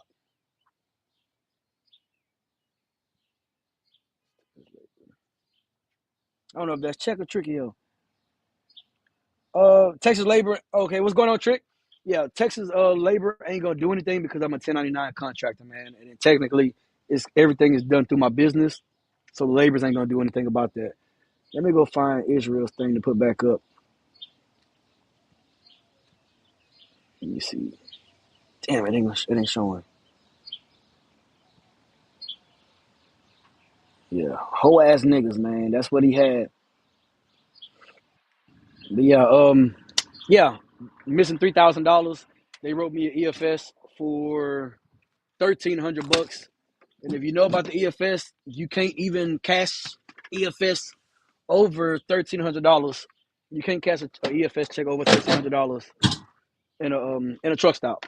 So I gotta go to my bank. Most banks, like I'm in Beaumont. Beaumont isn't used to having trucks coming through with EFS checks and stuff, man. I could possibly go to like a truck stop in Houston, not truck stop. I could possibly go to a Chase Bank or a Bank of America in Houston that's like kind of surrounded by like a lot of truck stops and stuff, and maybe they would know how to do that. But as far as like out here, it ain't like I can walk up in there and like, hey, I got an EFS check, I need to deposit or cash it or whatever. They're gonna be looking at me crazy, like, you know. And I think it has instructions on what they gave me. Let me see, man. I need to find this shit.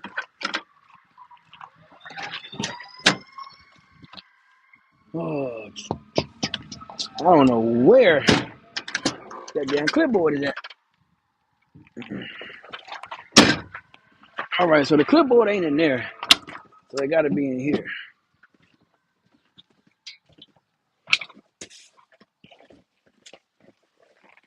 Oh, yep, found it.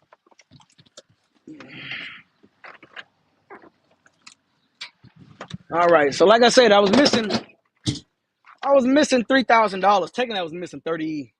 I was missing about 33.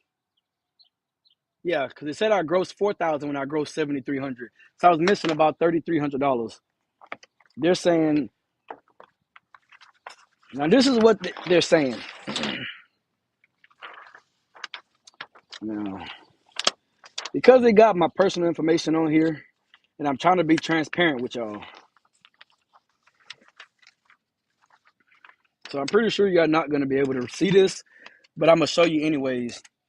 So it says that driver is requesting EFS. I'm going to read it to y'all. Driver is requesting an EFS check for the missing pay. I am going to issue an EFS check for 75% of the total amount of $1,819.04. The EFS amount will be $1,364.28. Please see below. And then they got a check code down there. That's pretty much what the email, the top part of the email says. I'm not sure if y'all can see it, and I'm pretty sure it's backwards. But that's how they still played me. So, and then they just gave me a blank EFS check. The first time I've ever cashed one of these was actually in orientation with this company when they did the reimbursements. And I had never cashed one of these before. I've never done a cash advance, an EFS check. So when I went to the truck stop, I had to drive to the Flying J in Birmingham and to get it cashed. And he was like, "All right, the check amount is going to be such and such." And I was like, "No, it's 100. It's 200. It's almost $200." Like, "Oh yeah, we take a percentage or something." I was like, "Hold on, what the fuck?" So yeah, but then I also found out they only will cash it up to $999. So $1,300 EFS check, man, I can't really do shit with it, but try to figure out how to go to the bank. But like I said though, anybody that just coming in, man, leaving Action Resources, you gotta go cash in person because they gotta call and verify. Yeah, I figured that truck stop usually ain't gonna go. Yep, truck stop ain't gonna go past $1,000. Did I see your issue report at WSP? See your issue report. WSP. I did go to Shreveport. Now, WSP, I don't even know what the fuck that is. But if you saw this classic and it had action on the side of it, it was probably me. But now if that's the place that right in front of the entrance they got that low bridge, then yeah, you probably saw me, especially if you're hauling tankers or something, unless you work in there. But yeah, man, I was out there, man. I was running wherever they needed me to run, and that in one of my videos, my first week, because like I said, I was upset, man. I'm trying to work. And they was like, "Can he run to Canada?" I ain't going to fucking Canada for y'all, man. Fuck that. Mind you, their Canada runs only pay $13,000, and then they still got to get a percentage of that. And then I found out that run is a ISO run, a customer ISO run. So, because I entertained it, and I said, okay, well, if I go to the Canada, can I come across the state lines and go to another terminal and pick up something else to keep moving? He said, no, it's a customer trailer, so I have to come straight back down. Yeah, we ain't doing all that, man. I ain't that damn desperate for it. But yeah, recap, people. Action Resources, man, fucked up my paycheck, missing $3,300 from my paycheck. They're saying that they only owe me. See, and verbally he said $1,900. On that paper it said $1,800. So, anyways, man, I went ahead and cut my losses. I did get deposited $2,200 today, and my paycheck's supposed to have been like double. So actually more than double. But yeah, so that's what happened. I went ahead and went up in there. I turned in the ELD. I uninstalled that shit myself. I turned in the ELD. I gave him the permit book back, the fuel card, um, everything that was given to me besides the PPE. I kept the PPE. That shit's been on my head. Gloves been on my hand. Glasses been on my face. Acid suits been on my body. I'm not giving you that shit back. You just gonna have to take a loss for it. It is what it is. But as far as everything else, man, I returned it in. I gave it back to him, and I walked up out of there with my head held high. You know what I'm saying? I can't tell you, they did try to make me out to be a disgruntled employee, and I held my own. But like I said, I did record my last 3 encounters with them, and that last encounter with that terminal manager, man, He was talking some shit. I thought he was that nigga. And when you watch that video, man, you're gonna realize that Mike is really that nigga, man, because I'm not with that shit, man. So it is what it is, man. Um, I'm just out here. Beautiful day. It's Friday. Dropped my kids off at school this morning. I got to get these stickers off my truck. My next company, I start orientation on. I got to be in. Oh shit! I got to be to my hotel on Sunday. I do have to drive the truck. Drive the truck to the orientation and get my ELD installed. We'll be running keep trucking ELD, if I'm not mistaken. Well, that's what I want. I know they got options, but I want to keep trucking. So be in orientation Monday morning, and then hopefully at the end of orientation, your boy will be pulling up out of there with a flatbed. Excuse me. Um, and we'll go from there. I did order me some, try to be a little bougie, whatever. Order me some red straps. I did order 2 winch bars because somebody had posted in the comments to stay away from the ratchet and winch. But I got the ratchet and winch, and then I got a regular, winch bar as well. So I don't plan to tarp, man, but I am gonna put some tarps. Okay, Rosemary Hall Tankers out the street port. Oh, that was you, bro. Hey, probably was, man. Like I said, I don't remember the name that I went, the place I went to in Streetport, but I did go up there. It wasn't recently though. That was weeks ago. And I had an ISO tank on me. That was the last time I went. I delivered to Shreveport. Now I've gone through Shreveport. You know what I'm saying, a couple times. So if you in Shreveport area, I mean, you probably see me just rolling through, man. Because like I said, that's anytime I'm going up to like Arkansas, um, or like Memphis or Little Rock or whatever, I come up through 59, through like Lufkin, Nacogdoches. I bust a right through Carthage and go up through off of 79 to come in through Bethany, Louisiana, and you come in to 20 right off of right in between that Flying J and maybe a TA, and then I hop on 20 that way, then I'll hop on the bypass, and I'll be in that area. So I mean, it could have been me. All right. Jaquan, Mike was good. Yeah, I see action everywhere in Houston, Holland, different. Yeah, and mind you, man, they keep their trucks busy, man. And it's funny. I was in the Tinker Cartel group last night, and I had actually seen a post where a guy posted a picture of one of their trucks, and he was like, "Man, this is the worst company I've ever worked for," and that's why I named this live what I named it, because I saw that, and I was like, "Damn," and people were trying to clown him. Oh, but you drive a 389. Oh, man, a lot of times it don't really I'm the type of person, I don't care what I drive as long as I'm making money and I'm comfortable. You know. So I know some drivers, hey, I want a brand new truck or I'm not coming to work for you. So yeah, that's pretty much it is what it is, man. But yeah, you see them around, man. And I don't know about the company drivers, man. Like I said, some of them drivers are making money. Cause like when I think back to Martin, right? I was at Martin and I was making money when I was making money. A lot of drivers wasn't making money. And when I say the drivers, it was the owner ops that were running, just regular lube oil. They didn't have no hazmat. So you needed to have your hazmat to be able to make money at Martin. Luckily I was on sulfur. So yeah, I made damn good money when I was there. So over at Action, I'm coming with everything, man. I got all my endorsements. I got experience in damn near everything you got. Mind you, they said, hey, have you ever hauled the ISO tank before? I told them, yeah. I lied and I hauled it. And you know what? I didn't have an issue. So I mean, you're not finna come in there and say, oh well, we had this load, but you've never hauled. Nope. Mm-mm. Give it to me. Give it to me. Oh, you got a dry van load? Give it to me. Mm-hmm. Yep. I didn't even know they had reefers. I ran into a reefer driver sitting on my Shreveport run.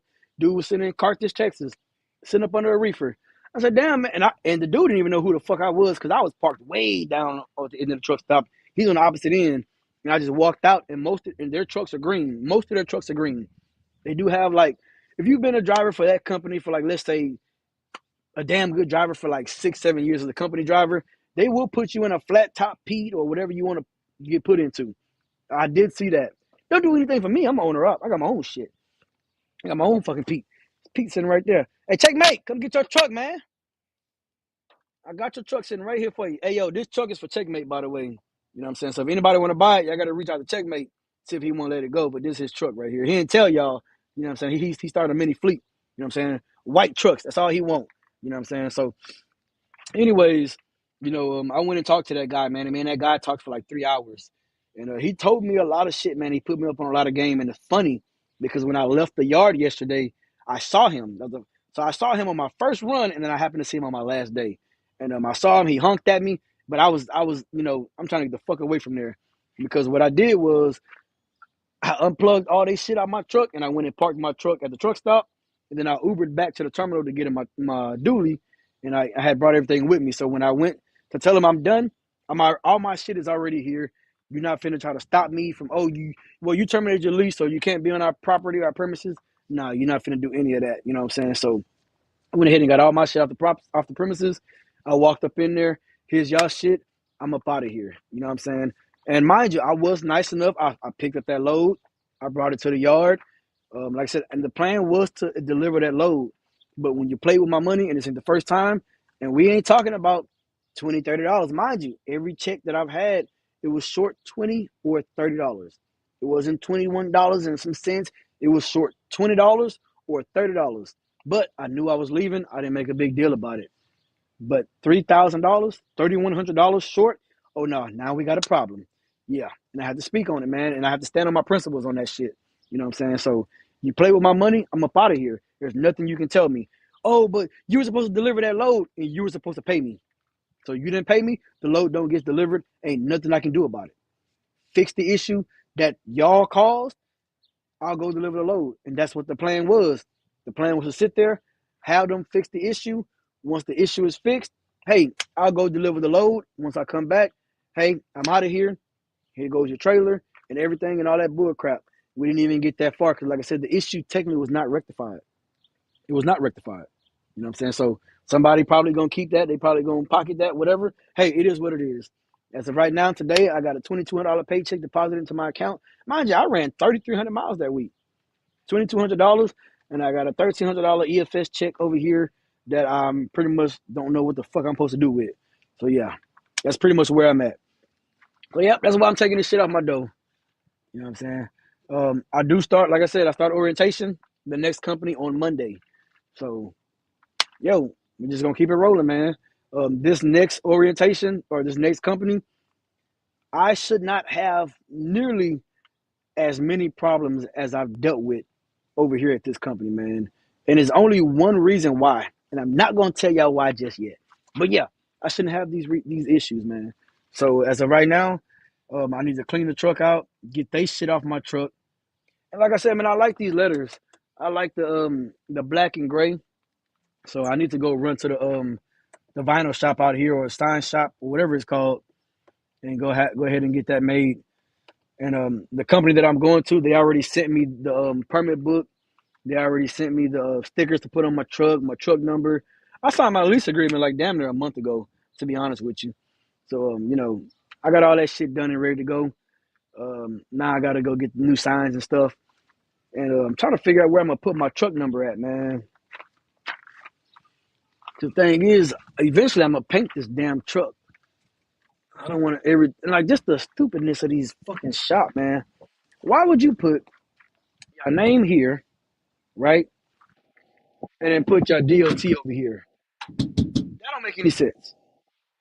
You literally could have put your name right here. Everything should have been right here. Or put that shit down here. You know what I'm saying? Like that right there just kind of does something to me, man. I'm OCD or some shit. You know what I'm saying? I'm OCD, I'm dyslexic. I'm every fucking thing. I'm on a spectrum, goddammit. So I mean if y'all want to talk shit about me, I'm retarded. So hey, I'm on a spectrum. I think they got rules. You can't even talk about me. So I'm just putting it out there. But yeah, man, do not go to Action Resources. Please. You have been warned. If you don't listen to anything I say, if you don't listen to anything I say, don't go to this company. That's for damn sure. You probably have better luck going to fuck you laughing at, Waddy. You probably have better luck going to go to that damn Amazon company I was at. Oh shit. See, that's what happens when you go too fast over that damn speed bump. Yeah. You have better luck going over there probably. But this right here, this shit ain't it. But anyways, yeah. I'm just here taking this shit off the truck, man. I don't really got too much going on. Bullshit.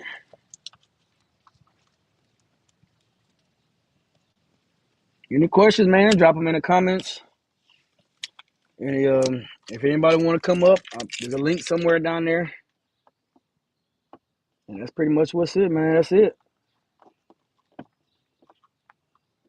I'm starting to wash my truck more too, man. But I gotta change these, man. I gotta change these doors, man. I really want them Kenworth doors, cause cause with these doors, so like when I get the truck washed, it has this hole on each side to where the original, like the wires for the heated mirrors and the power mirrors used to go through here, right? Well, when they wash the truck, for whatever reason, right when you about to leave out of the blue beacon, they just sit there and spray right in that area right there. So this is the passenger side we on, but on the driver's side it has that same hole. They sit and just spray right there, and when they spray right there, that water literally just comes right up and it comes up through the window, and it just sits there. And I'm just sitting there. They can't even see me because I'm sitting behind a tent, and I'm just sitting there like, bruh. Now I'm fucking soaking wet. We said, you ever heard of anything about Quantix? I've heard good things about Quantix, and I actually applied to them, and I never heard back. So I'm not gonna say every company, every tanker company you can think of, but majority of tanker companies you can think of, I've probably already applied to. So it's either my truck is too old, including that Pete. Some of these companies they say that 2014 is too old. Either my truck is too old, or they want me to be on the road. And when I say on the road, I'm talking about 2 weeks at a time, or I just didn't hear back. And Quantix was one of those companies, man, I applied to. Never heard back. I did call him a couple times because there was a guy that was at Martin that had left Martin and went over there. And so I actually put him down as a referral.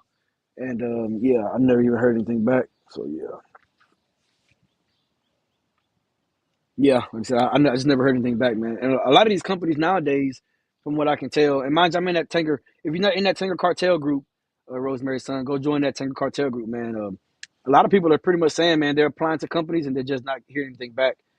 I applied to Dana, and Dana had messaged me back and was said truck has to be a 2010 or newer. And I messaged her back and said, well, I also have a 2014, and they just never responded back to me. So some of the companies was doing that because I wanted to go to L&B, man. I've heard a lot of good things about L&B. I mean, I started once I actually noticed them, man, I see them boys running up and down fucking 10, man, all around Houston. When I was in Shreveport, they had 3 L&Bs up there at Shreveport. So I'm like, damn, okay. But L&B, they want you to already have your own pump, and you technically can't get on with L&B. From my understanding, you have to get on through an affiliate. So just like, yeah, I'm not gonna and then the affiliate that I did try to get on with, he's out of Winnie. That's about 30 minutes from me. And I hit him up. I said, hey man, I know you require a truck that has a that can accept the ELD. So my truck is a 99. I can accept the ELD. I got a pump for my truck, and I got experience. I'm right here in Beaumont because he says, hey, we got trucks in Beaumont and Houston, and they want you to run the 5 lower states or something like that. He said. So I'm like, hey, I applied to your company. Just he was like, all right, I'm gonna go ahead and pull your application. And at this time, it was like 8 o'clock in the morning when I did that. So I think 4:30 that evening, he hits me up. Hey, I'm sorry, man. Truck has to be a 2000 or newer. And I'm just like, but I told you it was a 99. So at 8:30 that morning, when I text you and told you, like, hey, I'm applying to your company with a 99 that I can run an ELD, you should have said, hey, man, it needs to be a 2000 or newer. But I did message him back, say, hey, well, I do have a 2014, but I don't have a pump for it. And he also didn't hit me back. So the thing about this Pete, man, and why you have to put a certain pump on this truck is just because the space between the fuel tank. So most companies, if you have this hydrochem, right? If you have that hydrochem and you got experience and obviously whatever, they're gonna take you because this is what they want you to have. You got your inlet, your outlet, you got your air off, compressor, your pump, your switches. Real simple, right? This is what they want you to have. You can pretty much do any tanker load or any chemical load with just this right here. This is a little bit bigger in width wise than an APU. If y'all can see that, I'm just holding the iPad, moving my hands. It's a little bit bigger than an APU. So when we come to the 579, my 2014, I don't have a lot of space in between the tanks and that pretty much fender or just the that leaf spring bracket down there. So it's not a lot of space. And then also on this particular side, the exhaust is also down here too. And behind the hydrochem, you got to run your hoses and stuff. So even on the passenger side, I mean, just the same amount of space. It doesn't have the exhaust, but it just doesn't have a lot of space right there. So that's why I can't put a hydrochem on there. I would have to put like one of those roper pumps or something like that. But I mean, as of right now, man, we just done with tankers for now, man. Like I said, it's just a lot of shit that I don't want to deal with. Like I said, I'm willing to work. I'm not finna beg you to work. Like I said, with this action, man, every load, man, every fucking load was some type of bullshit, man. I don't like that. Okay, I did hear good about Aragon too. Actually, seen somebody say, "Hey, somebody was asking like, oh, what's a good company to lease on to?" I want to say maybe 10 people said try Aragon, but that wasn't for me. That was for somebody else. But mind you, a lot of these guys got newer trucks. You know what I'm saying? And they got newer trucks, and they can go to these companies. You know what I'm saying? They're driving 2015s, 14s, and shit. Excuse me. My issue was trying to get somebody to take my 99. My thing is, if I can put this truck on, then I'll put the 2014 on. Action said I can put them both on, but there's no point in putting them on just to have two trucks not making any money. You know what I'm saying? And they're taking deductions and shit. So yeah, 96 flat top. Wouldn't anyone take it? Well, this motherfucking company probably take it if you can run ELD, but I mean, I wouldn't go there. I definitely wouldn't go there. Um, LMB would possibly take it if you got your own authority, but like I said, they want a 2000 or newer if you're going to lease on to them. And the funny thing is about the company that's in Winnie, they have older trucks, and so I actually seen him trying to sell like a 1992 or something like that FLD, and I saw it, and bro, I wanted to be petty so bad because I'm like, damn, you have old trucks in your fleet, and I would assume you would actually want somebody that's like, older truck that actually takes care of it. I wrench on my own shit. I would assume that's the type of person you would want at your company. You know what I'm saying? Instead of somebody that's just, oh man, I got a D rate, I got to get towed to the shop. Granted, my 14, you know what I'm saying? They got all that emissions and shit on there, but I also got the OTR scanner tool. So anytime for a D rate or force regen or whatever, I can do all that on my own. So yeah, man, I don't know what it is with these tanker companies, man. I really hate that these companies nowadays they just started doing these age restrictions. I'm pretty sure that's been going on, but I don't like it, man. It's really irritating. For whatever reason they say, hey, you got a newer truck, you're not gonna break down. Now, mind you, I don't mind a new truck, a newer truck. I just don't want to pay the payments on them. And I still be keeping my eyes open, man. I actually got my eye on a 579 Ultra Loft 2021, and that truck is beautiful, man. It's literally just a plain white truck. It's beautiful, priced pretty good. But the funny thing is, my 14, that 2021.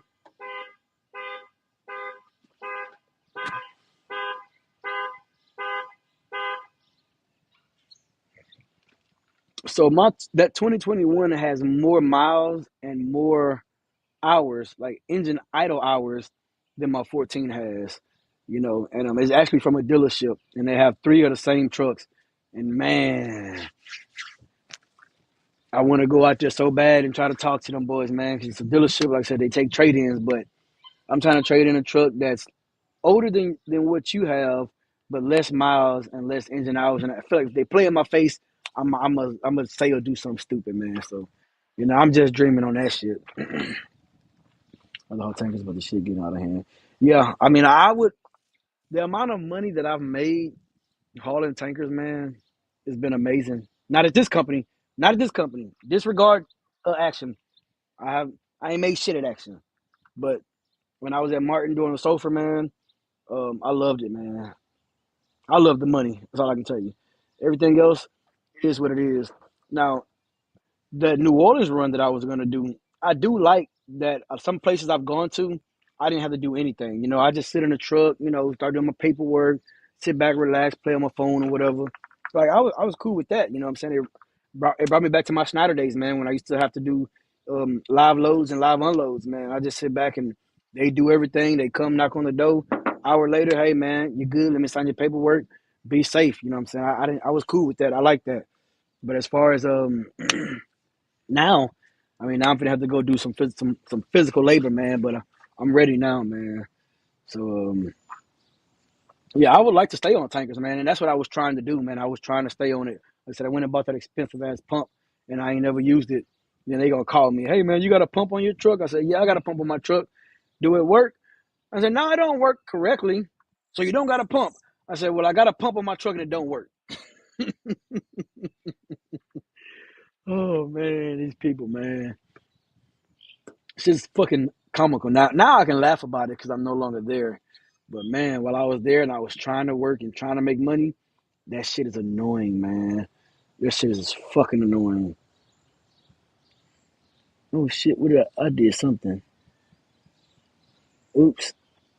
Y'all can hold on, let me delete. I didn't mean to put no referral code for no damn StreamYard.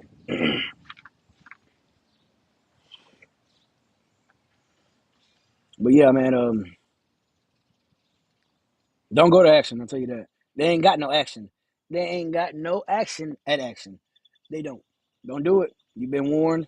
Like I said, go back. Damn, I need to get Israel's comment, man. Damn, I can't even go back up there. Let me see. It's all good. I had a screenshot of that shit anyways. I'm gonna put that damn screenshot in every fucking video, man. Action, hoe ass, hoe ass energy. Yeah, fuck them, man. But yeah, don't do it, people. You've been warned. If you don't listen to anything I say, and I know I'm repeating myself, it's apparently it's a part of my OCD. Uh, I know I'm repeating myself, but don't go over there, man. You've been warned. Um, I've been on screen an hour and 47 minutes, man. I'm gonna stay on here for about another until it's at 2 hours. I mean, hey, any questions, man? Go ahead and ask them. If you want to hop up, go ahead. Cause like I said, I want to get this shit off my truck so I can go ahead and run to that sign shop and get some new signs um, for this next company. Because I believe I should put everything on before I roll out. I believe I should put the name and DOT numbers and all that shit on the side of the truck before I roll out. But I don't know. I might not. Might just run it up there bare bucket naked. You know what I'm saying? And see what happens. There you go. Yeah. Yeah. Yeah. That's what I'm talking about, Israel. That's what I'm talking about. Yeah. Whole ass energy. Yes, sir. Yes, sir. Hey, if y'all don't know, if I'm not mistaken, Israel been subscribed to my channel since I was at Snyder, man. So I appreciate that Israel. And I think you said you out of Houston too, if I'm not mistaken. I'm gonna have to try to link up with you one day, man. For real, for real. I like people like that. Yeah, whole ass energy. Fuck them niggas, man. Ugh. But yeah, so yeah, I'm trying to figure out, like I said, if I want to run out there naked or whatever. But I am gonna wash the truck again, so maybe I should not put their stickers on until I wash the truck again. Yeah, but man, this truck is looking beautiful, man. I don't know if y'all been watching, seeing the videos and stuff, but this damn truck, but this truck has been looking beautiful. All right, let me figure out how to turn the camera around. Settings, camera, ultra. Oh, we're on an ultra wide. Let's do the back ultra wide. Okay, you're my baby, man. And I'm parked in the yard. Oh, it's showing backwards. What the hell? Why is it doing that? This shit's showing backwards as hell. Let's see settings. Ultra wide. Oh, it says dual. Is that better? I don't know, man. If, y'all just gonna have to take it like this, man. Y'all see the motherfucker is shining. This motherfucker is shining. Yes, sir. That's the Harley back there under the bike cover. I need to actually pull it out and go ride it. But yeah, I got a Generac generator right there that I was originally gonna put on this truck, but now since I got that other 12-volt AC, and I'm waiting for the internal unit to come so I can install that today. But yeah, man, this truck has been looking good. Them stacks, man. Yes, sir. Shining. As y'all can see that sleeper, man, that's the newest style sleeper window right here. I'm gonna cut these black shit right here. I'm gonna cut that off probably today as well. Yeah, I need to replace these, man. Look at that. Yes, sir. That's what I'm talking about. Oh, looking good. That's how lazy I've been, man. I've only took out. I think I took off like the first three. I took off the first four covers for the grill. And the last two times I've been at the shop, my mechanic started trying to peel it for me. And the last one down here, I just ain't did it, man. It's just too time consuming to pull that shit off. But yeah, that thing look good. The advisor man has been doing beautiful on this truck. I don't know how it don't have no rust or anything, man. But that damn thing has been doing beautiful on this damn truck. So yeah, let me come back. Like I said, I got 10 minutes left, people. I don't want to hold y'all too long. Let's go back to the front facing camera. All right. Yeah, I don't want to hold y'all too long, man. But um, I just wanted to put that out there, man. I don't like to endorse any companies, man. But man, please don't go to this company, man. I'm begging y'all, man. Like I'm sincerely saying, don't waste your time, man. I don't understand how. And we built on integrity. I haven't seen it, man. You see, and I'm a very verbal person. So it's like if there's an issue going on, I'm gonna bring it up. I want to talk about it. Like tell me like what's going on, and then these places they don't like drivers like me because I'm not one to just sit there and just take the shit. Like I would typically be like other drivers, like, man, I'm out of here, bye. But just because how I was treated, and these are like I say, these are supposed to be my people. I'm from Houston. Like I was expecting like that Houston love. Like Houston do a lot of host shit. People in Houston do a lot of host shit. But a lot of Houstonians, man, like we come together. So I just felt like, okay, well, fuck it. Finally I'm in Houston. I'm back. Well, technically, I'm in Pasadena, but I'm back in Houston, man. This is where I'm from. Uh, you know, I'm ready to embrace because I was ready to move back to Houston, man. I'm like, yes, I can go ahead and move back to Houston. I can get closer to my shop, find better shops for my cars and stuff, my bike. Nope. Mm-mm. I'm still here, and in the company that I'm leasing on to now, man, I do whatever the fuck I want. So, yeah, I'm not. I'm just gonna still be here. But yeah, 8 minutes, people. If you want to talk, hey, whatever you got on your chest, let it out now. I don't know if this video or live stream will stay up on YouTube or not. I would like it to, but because I came to StreamYard, I don't know if it'll stay up or not. Let's see. Yes, sir. I did hear about them. Um, oh boy, with the classic he was the clean classic Ghost, and now he changed the name to 389 and with Ghost. He was over there, and it didn't. I thought he was doing good, to be honest with you. If you see his truck, man, that truck looked good. He got it stretched. The inside's all fucking digital, man. Classic with a classic. And he said it was horrible over there for him, man. So because and it was a guy that left that company and came to Martin, and his truck number was like two numbers away from mine. And when things slowed down at Martin, he kind of left and went to go do containers. But yeah, I have heard about them. I did try to look up more information on them, and I haven't found any information on them. And like even when you Google them, man, I want to say that they barely come up on Google. Like they don't even have a number or something. So I don't know how the other guys got on, or maybe they lived. Well, the Clean Classic Ghost live in Houston, so he didn't even live close to him. But maybe he knew somebody and he was able to get on. But yeah, and I know he was hauling food grade, and I think he went and either he went and bought a trailer, a tanker trailer, and was hauling it with them. And he ended up coming out and was like, he was going broke. His trailer got repossessed and shit, man. So yeah, if that's what's going on over there, I'm not finna go over there thinking anything better is gonna happen for me.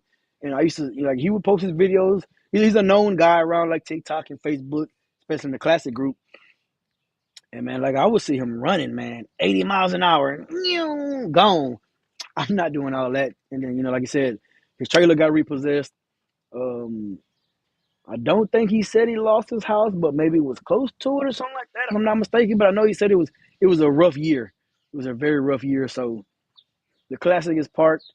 Um, he's no longer doing tankers with Space City.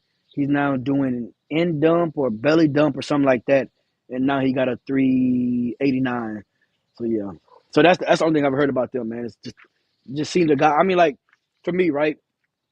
You don't even have to tell me how good your company is. I'm gonna just go off of how I see you live. So for example, when I was at Martin, I don't have to tell you Martin was good for me because I was able to buy fucking what 7 more semi trucks cash. I think I bought this dually, the Infinity, the Harley, this house. You know what I'm saying? So like I've done all that on Martin, so that would tell me like, okay, if he's able to do that, I got to get up in there and figure out what I got to do. But if I see a guy saying, "Man, I almost lost my house, my trailer got repossessed, I can't maintain my truck, I'm not making any money, to where I got to go get another truck and yeah, I'm not going over there." So yeah,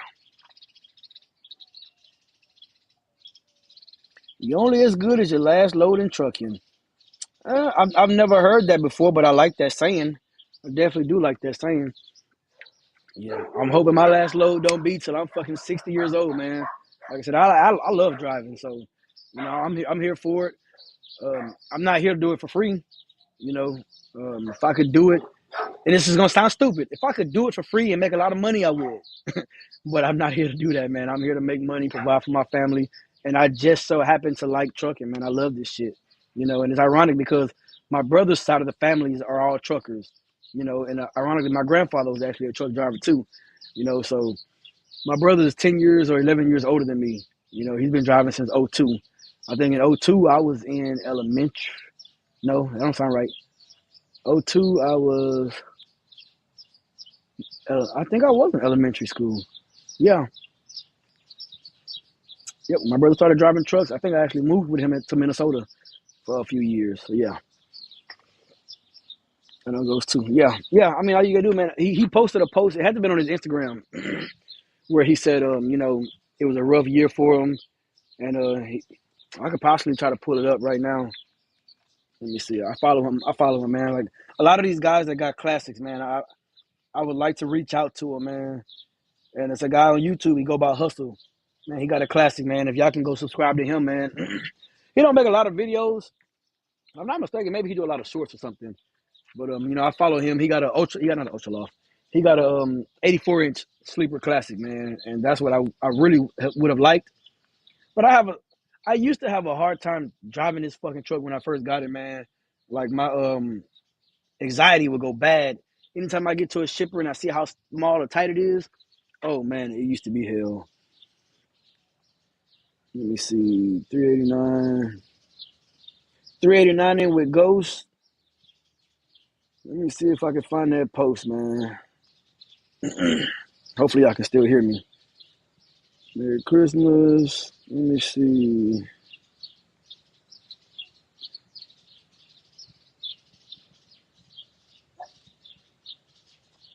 Please come with me.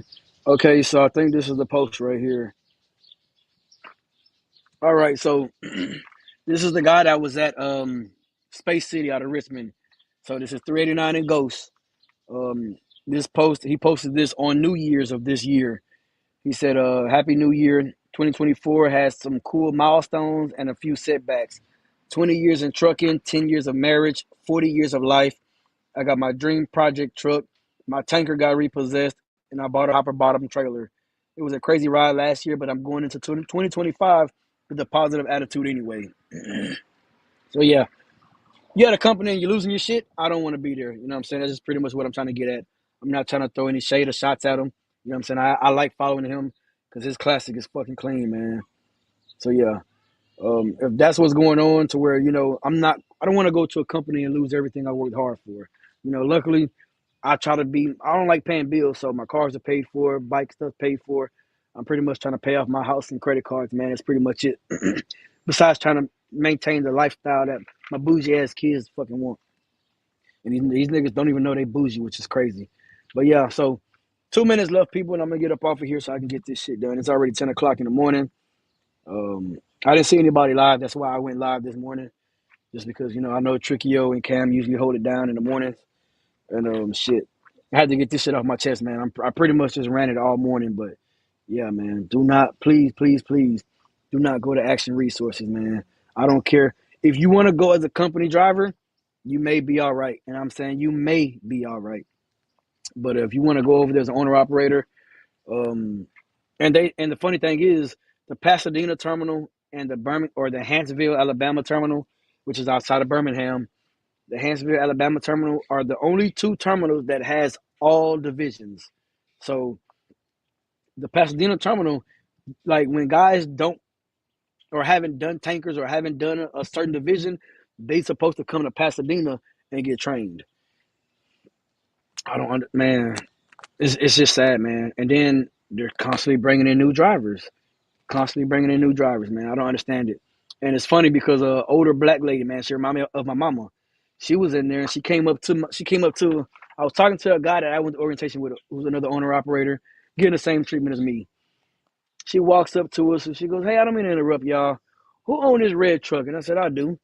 Well, she thought he was like a mechanic or something because he had on like an old he used to work for Cannonball at one point in time, so he had the little stripes, kind of like a mechanic shirt. And she's like, "Hey, you work here? Is my truck ready?" And he was like, "Oh no, I'm a driver." And that's when she asked who drove this truck. And I said, "Me." And she goes, "Hey, you know where I can go and get an air valve installed?" And I said, but the other owner, I thought she meant the air compressor, like to air off. And she was like, "Yeah, I just want to get the little fitting and stuff." And so I said, "Oh, you just want to air off?" And she was like, "Yeah, that's all. I just want to be able to air off." I said, "Okay, well, do you have the fitting already?" She was like, "No." I said, "Well, I know Action Shop said they would do it, but they're gonna charge you $300 compared to I think when I got mine installed, Martin did mine and they didn't charge me to do mine." And so I said, "No." I said, I don't think I could. I mean, if you literally just can't go anywhere else, then you might as well just have them do it if you don't really know." I said, but so I said, "Do you have the hose to air off?" And she was like, "No, I don't have it yet, but if I gotta eat noodles to get it, I will." I said, "Baby, today is your lucky day because I'm on my last load." And I went inside and I gave her that air off hose, and they usually go for like 50, $75. Um, I had Martin gave it to me for free, so they said they was going to charge me for it. I've never seen the deductions in my check, but the checks were so big, I didn't care if you took off $100. I wasn't tripping. So I said, "Hey, I'm gonna go ahead and give you this hose." I said, "It's never been used. It's brand new." She was like, "Oh, thank you, baby," and all that stuff. And I handed it to her, and then I said, so she started talking to us. Oh, excuse me. I said, "Hey, them noodles you were talking about eating?" She goes, "Yeah, what about them?" I said, "Yeah, you're gonna be eating them over here at this company." She was like, "What?" I said, "Yeah, them noodles you talking about eating? Yeah, you're gonna be eating them over here at this company." And she was like, "What's going on?" I said, "Yeah, they're not working me." And she was like, "Is that why you leaving?" I said, "Yeah. I'm not just gonna stay around." I mean, I stuck around for as long as I could, but I mean, realistically, I probably was here longer than I should have been. But just the other company, man, that I'm going to, they were just slow boogieing, man. It was just, communications, and then 3, 4 days silent. Then communications, another 3, 4 days silent. So, eventually I just told the lady, I said, "Hey, I want to be in orientation Monday if possible." That lady came back and said, "Not likely." No, you're not going to be in orientation. We still doing our steps to get you on. I'm laughing about it now, but when I started, I was like, man, I was about to say, man, fuck it, I'm going to go elsewhere. But I know I need to just chill out, man, because this will be my third company in 3 months, which is fucking sad. But I'm not going to go anywhere that I'm not making any money. I'm just keeping it real with y'all. If I'm not making any money, first, I'm going to make sure I'm not the problem. You know, as of right now, this truck has been overhauled, engine's been replaced, transmission been replaced, rear end's been replaced, everything else done damn near been replaced. So I can go anywhere, but I do have stipulations on where I go. I'm not going out west. I'm not going up northeast. Anywhere else in between, I'll go to the Midwest. I'll stay down south, wherever I will go. But as far as going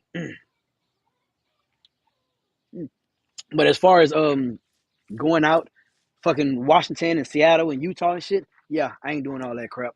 So yeah, I had to make sure I'm not the problem first, and then I started looking at all right, let's look at dispatch, let's look at what loads they have available. Make sure I'm not turning down every fucking load, because I mean that's one thing I learned even before I got in trucking, man. When you start turning down loads, dispatch will let you sit. So I'm finna alleviate that issue right there as far as moving forward. So Um, this next company I'm going to, man, if it don't work out, only thing I can think to do is get my own authority, and then we'll just tough it out that way. That's the only thing I can think of.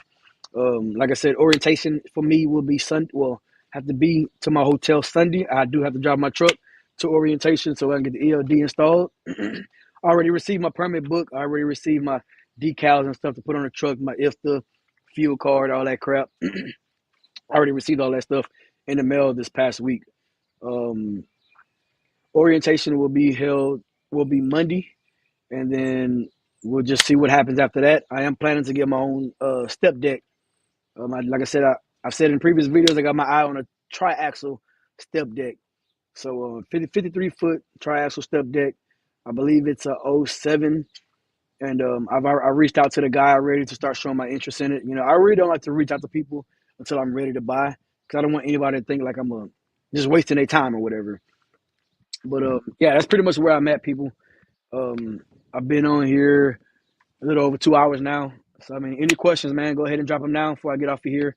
I don't know my last video, which will be my 7th week video. I gotta put it together, but I don't know when I'm gonna drop it.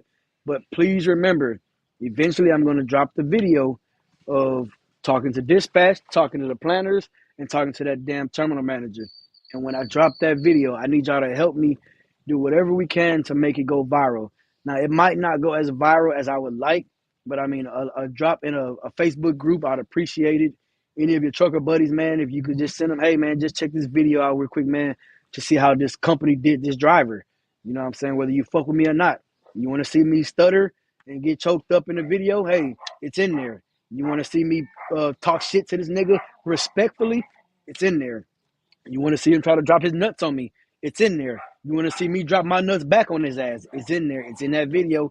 The video is raw. It is uncut. I do not edit my videos. So the way it is pretty much how it went down is how you will see. You know what I'm saying? From me. And what I did every time I went in that office, I went to the restroom first.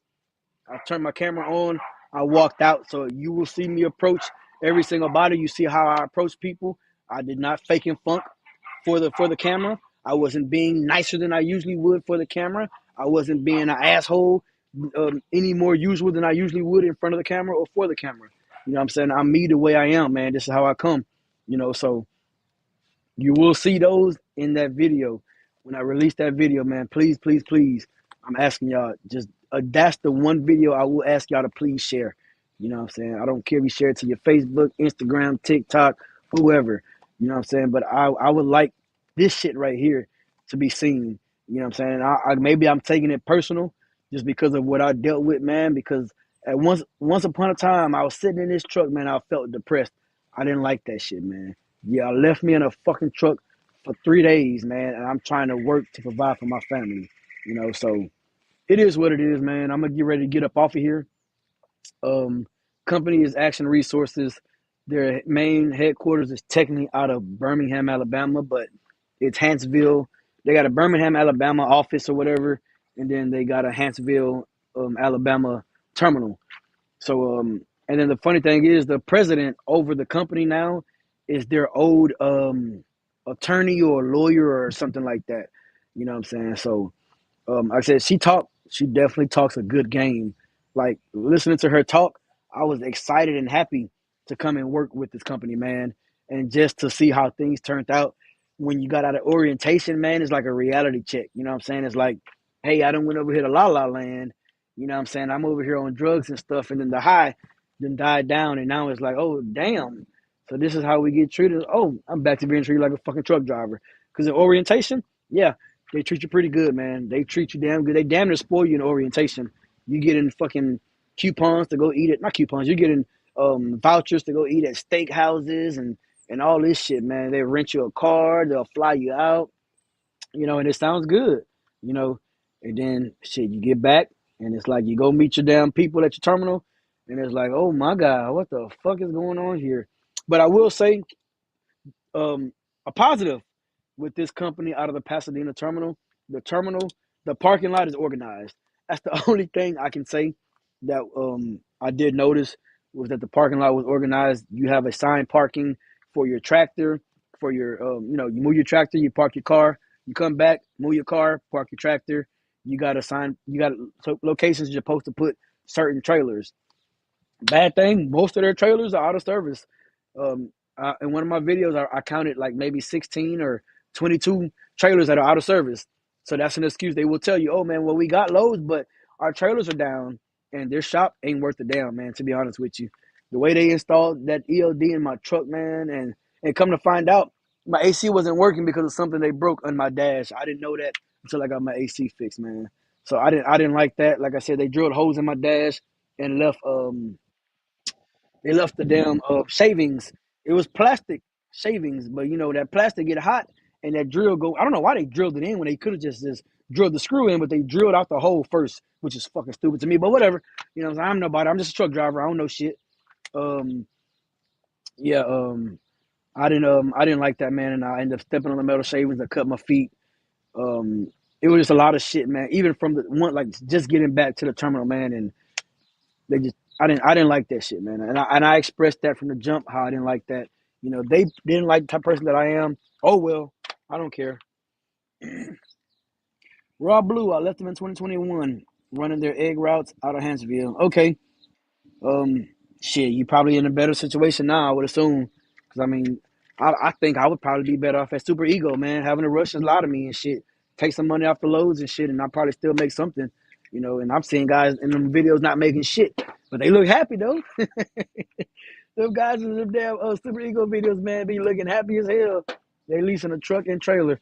Oh man, I'm not gonna talk about anybody, man, because this situation was horrible, man. Um, and I thought. And in my head, I'm like, damn, that Amazon company was pretty horrible. And it wasn't that bad. You know what I'm saying? If it paid more, I would probably still be doing Amazon if it really paid more. You know, so it was like, And I mean, like, I just like to keep him busy and then I just take my break. And you were scheduled, you know, you're required a 10-hour break, but you were scheduled like a 12 to 14-hour break, man. Like, it was pretty laid back. And then once it was time to get rolling, it's like, all right, cool, let's work. Boom, boom, boom. You know what I'm saying? Shit, I hit fucking what? North Houston to Katy to Alabama to Hunts to Humble. Man, I did all that shit in 37 hours. Man, I was rolling in the Pete, man. Comfortable fucking truck. Checkmate. Come get your truck, man. Hey, anybody out here that want to drive Checkmate, take his Pete to him, man. Come let him know. Y'all get up with him, let him know. Yo, I will go to Mike's house. I'll go pick the Pete up for you, and I'll drive it up there to you. You know what I'm saying? Let him know. But yeah, man. Shitty situation, man. I'm actually happy to be away from there. Um, it felt like a weight lifted off my shoulders, man. When I had just got away from there, man. Like when I pulled out, and I actually have it recorded. You know, I just got to put it together, man. But when I pulled up out of there, I was happy, man. Like it just. Let me see. All right, people. So I've turned in the ELD. I've turned in the tablet. I've turned in the permit. Oh, you can't see the phone. I've turned in the fuel card. I also turned in the paperwork for the loan. Yeah, I'm officially done. So, yeah. As of right now, what I did was I dropped my truck off at a truck stop. I Ubered back to get my pickup truck. So, yeah. I ain't trying to hear these games, man. I don't have time for these games. Like I said, it doesn't make sense to try to sit here and play around with these people, man. Mind you, like I said, I got a new company I'm heading to on Sunday. So, there was really nothing he could really say, man. But like I said, just the fact of how things went down. So I do have the recording, but I don't think I'm going to release the recording yet. So pretty much that's part of the video. So, that pretty much was after I recorded the encounter with the terminal manager. And that was like a 20-minute long video that I recorded. Now, mind you, he's talking. After he done talked all his shit, he's at, oh, man, so yeah, so now moving forward, let's see what we can do. Ain't no moving forward, my guy. I'm done. Here's your shit. I'm done. You know, so yeah, you weren't gonna talk crazy to me, play in my face, play with my money, and then say, yeah, moving forward, I would be a damn fool to continue to even pull another motherfucking load for y'all. I would be a fool to do that shit. You know what I'm saying? Because when I did Amazon, I was like, these motherfuckers was looking for a sucker, and I came and I was the best sucker they had. But like I said, a boy put me in my place. Hey man, the loads, they don't pay out there. Hey, understandable. Where he was at, hey, he's making money. He done bought 5 trucks off of it. So anybody that say, oh well, Amazon don't pay, I can prove you wrong. I have proof in my shit, my phone right here. I can prove you wrong. But anyways, that last company, man, yeah. Moving forward, let's do it. No, there is no moving forward, man. You done sat here and talk funny to me. You know what I'm saying? We didn't exchange some words. Like I said, we wasn't cursing. I think I did curse at the end where I was like, damn, man, I'm sick and tired of this shit. I think I said something like that. You know, but like I said, I got it on video. But we got J-Rock. That's not gonna play. Yes, sir. They're not gonna play in Black Jesus face, man. On God. Yeah. Y'all check out Rob Blue. He said he left. You know what I'm saying? I'm just gonna assume you're probably doing way better, man. Because I don't know if you're a company driver or owner operator, but you're probably doing way better. Um, I would love for Action Resources to see this, man. I would love for every employee, driver, investor, whatever, to see this, man. Like I would love for them to see this because y'all had a driver. They had a driver that was down for anything, man. I'm that driver. You know what I'm saying? You can call, mind you, and I told them I don't like last minute stuff. Well, they still did call me last minute, and I still was there. You know what I'm saying? You know, I think a couple of times the dispatch was like, "Hey, man, you did that. You did. Hey, this is what I do, man. I love this." You know what I'm saying? It ain't a job to me, man. But when they get to the point to where I'm starting to hate what I'm doing because of how y'all are doing it, oh nah, we can't do that, man. And I was getting to that point, man. I don't ever want to get to the point to where I hate trucking. You know what I'm saying? I get people that cut us off daily. They break check us, and you know, you get mad for the instance. I get mad for the instance, and then I move on. I'm not gonna see you in fucking another 5 or 6 minutes. As long as you ain't damage my truck, shift my load, or none of that crap. Hey, it is what it is. But I will tell y'all this: you're not gonna brake check me and think I'm gonna hit something else by myself. Nah, If I'm going down, you coming with me. And I mean that shit. I know I shouldn't think like that, but I'm gonna tell y'all this, and then I'm gonna get off of here. So if y'all remember in Houston, it had to be 2018 ish, either 2017, 2018. They had a Snyder truck that was going up the ship channel, and a car cut him off. Now the guy stayed at the scene and everything. You know, he just, man, you know, it was coming to a stop. I came over, you know what I'm saying, and that lane came to a stop. So he hopped over, slammed on the brakes. Well, Snyder truck going up the ship channel, right at the top of the ship channel, decides I'm not going to hit this car and then cause a multi-car pileup. I'm going to swerve to the right, which is what you're taught as a truck driver at most companies. You always swerve to the right, never swerve to the left because you could have a head-to-head accident or whatever. He swerves to the right. He goes off the ship channel. Boom. Now the truck is in the air like this. He's stuck in the truck. He ends up he's a big guy, man. And the only reason I know this guy, I went to school with this guy. I was in band with him. You know what I'm saying? Probably one of the best tuba players you could ever fucking meet, man. Coolest dude. Never seen him mad. Was like a always happy-go-lucky guy, man. Like he kind of reminded me of the Michelin Man. You know, just a big, fluffy, just jolly guy, man. Well, I remember when that happened, man, and it was actually really sad, just for just my high school, for the college. It was sad, man, because this dude, man, is like a happy-go-lucky guy, and and his parents didn't even know he was a truck driver, which was crazy. They found out he was a truck driver when they found out he died. You know what I'm saying? And apparently that's what he wanted to be. He wanted to be a truck driver, you know what I'm saying? But his people didn't approve, and he went and did it anyways. And he was driving for Snyder, man. And he went over the Ship Channel Bridge, was stuck in that truck, man, and he had to get extracted, and he died in that truck, man. And he saved the guy that cut him off. He saved that man's life. And I've always said I wouldn't do that, man. I'm not gonna risk my life to save your life. You want to be stupid? Hey, it is what it is. But I'm just ranting now, man. But yeah, um, that's pretty much where I'm at, man. Action Resources, Hansfield, Alabama. Um, I, don't waste your time, people. That's all I'm saying. Don't waste your time. Um, I'm just being honest. And this is from an owner operator's point of view.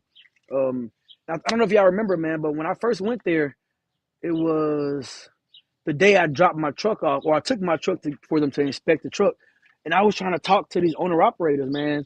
I'm trying to talk to any fucking body to have them like ask their perspective on the company, and now I know why they were all so mean and grumpy. They're not making any money.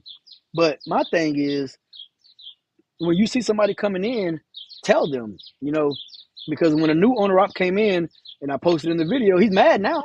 But when he came in, I tried to warn him, and it wasn't to warn him to leave or get away, because I'm still here at the moment. But it's to warn you, this is what's been happening to us, and it's probably going to happen to you too. And lo and behold, it happened to him. Now he's mad. Well, I did warn you. Because somebody say, hey, man, you come over here, there's going to be a lot of sitting. They're going to tell you one thing, and it's not going to always be that. So now it's like, okay, well, let me go ahead and prepare myself for this. I'm not saying, yo, leave while you can, but hey, be prepared because there's going to be some bullshit over here. It's exactly what it was. It was a lot of bullshit, man. A lot of bullshit. Yeah. So, anyways, man, that's pretty much it, man. I ain't really got nothing else to say. I mean, I can sit here and say, don't go to action all day. You know what I'm saying? And I wouldn't mind saying it all day. And I'm going to keep saying it. If I go see a truck driver and they like, oh, man, who you leased on to? I'm not leased on to action. That's for fucking sure. Don't want to go over there. But, yeah, man, I love standing out here looking at my truck, man. And it's crazy because there's still a lot more shit I want to do. I want to get the peak brackets. I want to get the Kenworth doors. I want to change these damn what do you call this? I don't know what you call this down here, but the panel that holds the lights and stuff. I want to change that. It's a lot of stuff I still want to do to this truck, man. I love this truck, man. This truck has literally gave me the lifestyle that I wanted for me and my family, you know. So that's why I love trucking, man. You can come from nothing, man, and a year or two, man, you could just be living comfortably, you know. So yeah, that's pretty much where I'm at, man. Hey, you got any questions, man? Drop them because I'm gonna go ahead and I'm about to get ready to end it. I ain't got nothing else to say to y'all. But I appreciate y'all rocking out with me. We've been sitting strong at about 30 people, which is actually pretty cool, man. I think I seen we got up to like 45, almost 50 people up in here. So yeah, yeah, man. Anything y'all want to know, man, just drop it down to me. You know what I'm saying? QA time. Come on, let's get it out the way. Oh, okay, you end up going to VL. Goddamn. Yeah, I was over there too. I don't know if you caught my videos on them, but yeah, hopefully you got away before, you know. But I mean, if you're still there, you know, they just switched over to Ace or whatever. I'm not gonna speak badly on them. You know, I already said what I had to say about them while I was there, so you know, it is what it is. A lot of guys ended up going over there, but it was kind of already too late. You know, like once they got out there and they seen, you know, drivers were coming, we were promoting them and stuff. And it was kind of like, all right, you know, that's pretty much all you got to do. Get a couple drivers to talk good about us. We get you over here, and then you know we're just gonna treat you a funny type of way, which is actually crazy to me because this is just my mentality of thinking. If I got somebody advertising for my company, I'm definitely gonna make sure I keep those guys happy because all it takes is for a couple people to start talking bad about us, and then that's just gonna, you know, chatters and shit gonna start coming from left. You know, I hear this, I hear that. People gonna start questioning things, and next thing you know, it's gonna start making people want to leave because it's gonna make them think about shit. Oh man, you know what? Now I think about it, that lower that I did didn't make any sense. You know, so yeah, I don't blame you, man. Well, I mean, I'm hoping it actually worked out for you. My truck went down. Damn, oh damn, one box. Yep, and them trucks don't have no. Well, if you had got an older truck, and if you were a lease driver, you know you don't have a warranty on them older trucks, man. Because I know them 2017s that I was in, we didn't have any warranties, and those trucks just had a lot of miles on them already. You know, compared to, you know, when trucker named Jay was there. You know, RIP to him, when he was there and he was leasing them. You know, they was getting them cheaper and with way less miles. And then when I came in, my intentions were never to lease a truck. I went over there to be 1099, you know, contract company driver, whatever.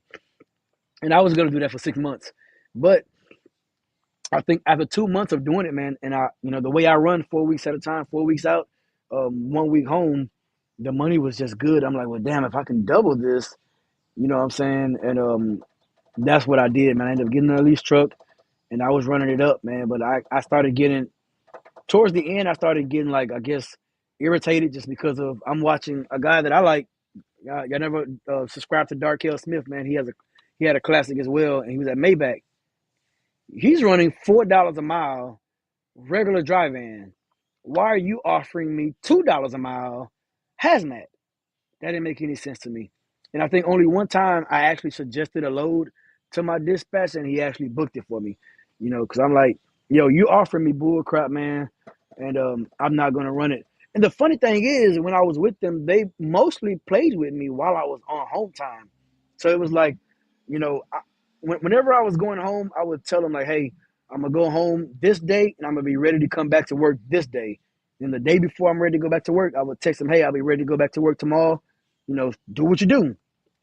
And then it'll be like, hey man, I got a load picking up out of Pasadena, going to Ohio, paying $2.10 a mile. No, not on a hazmat, you not.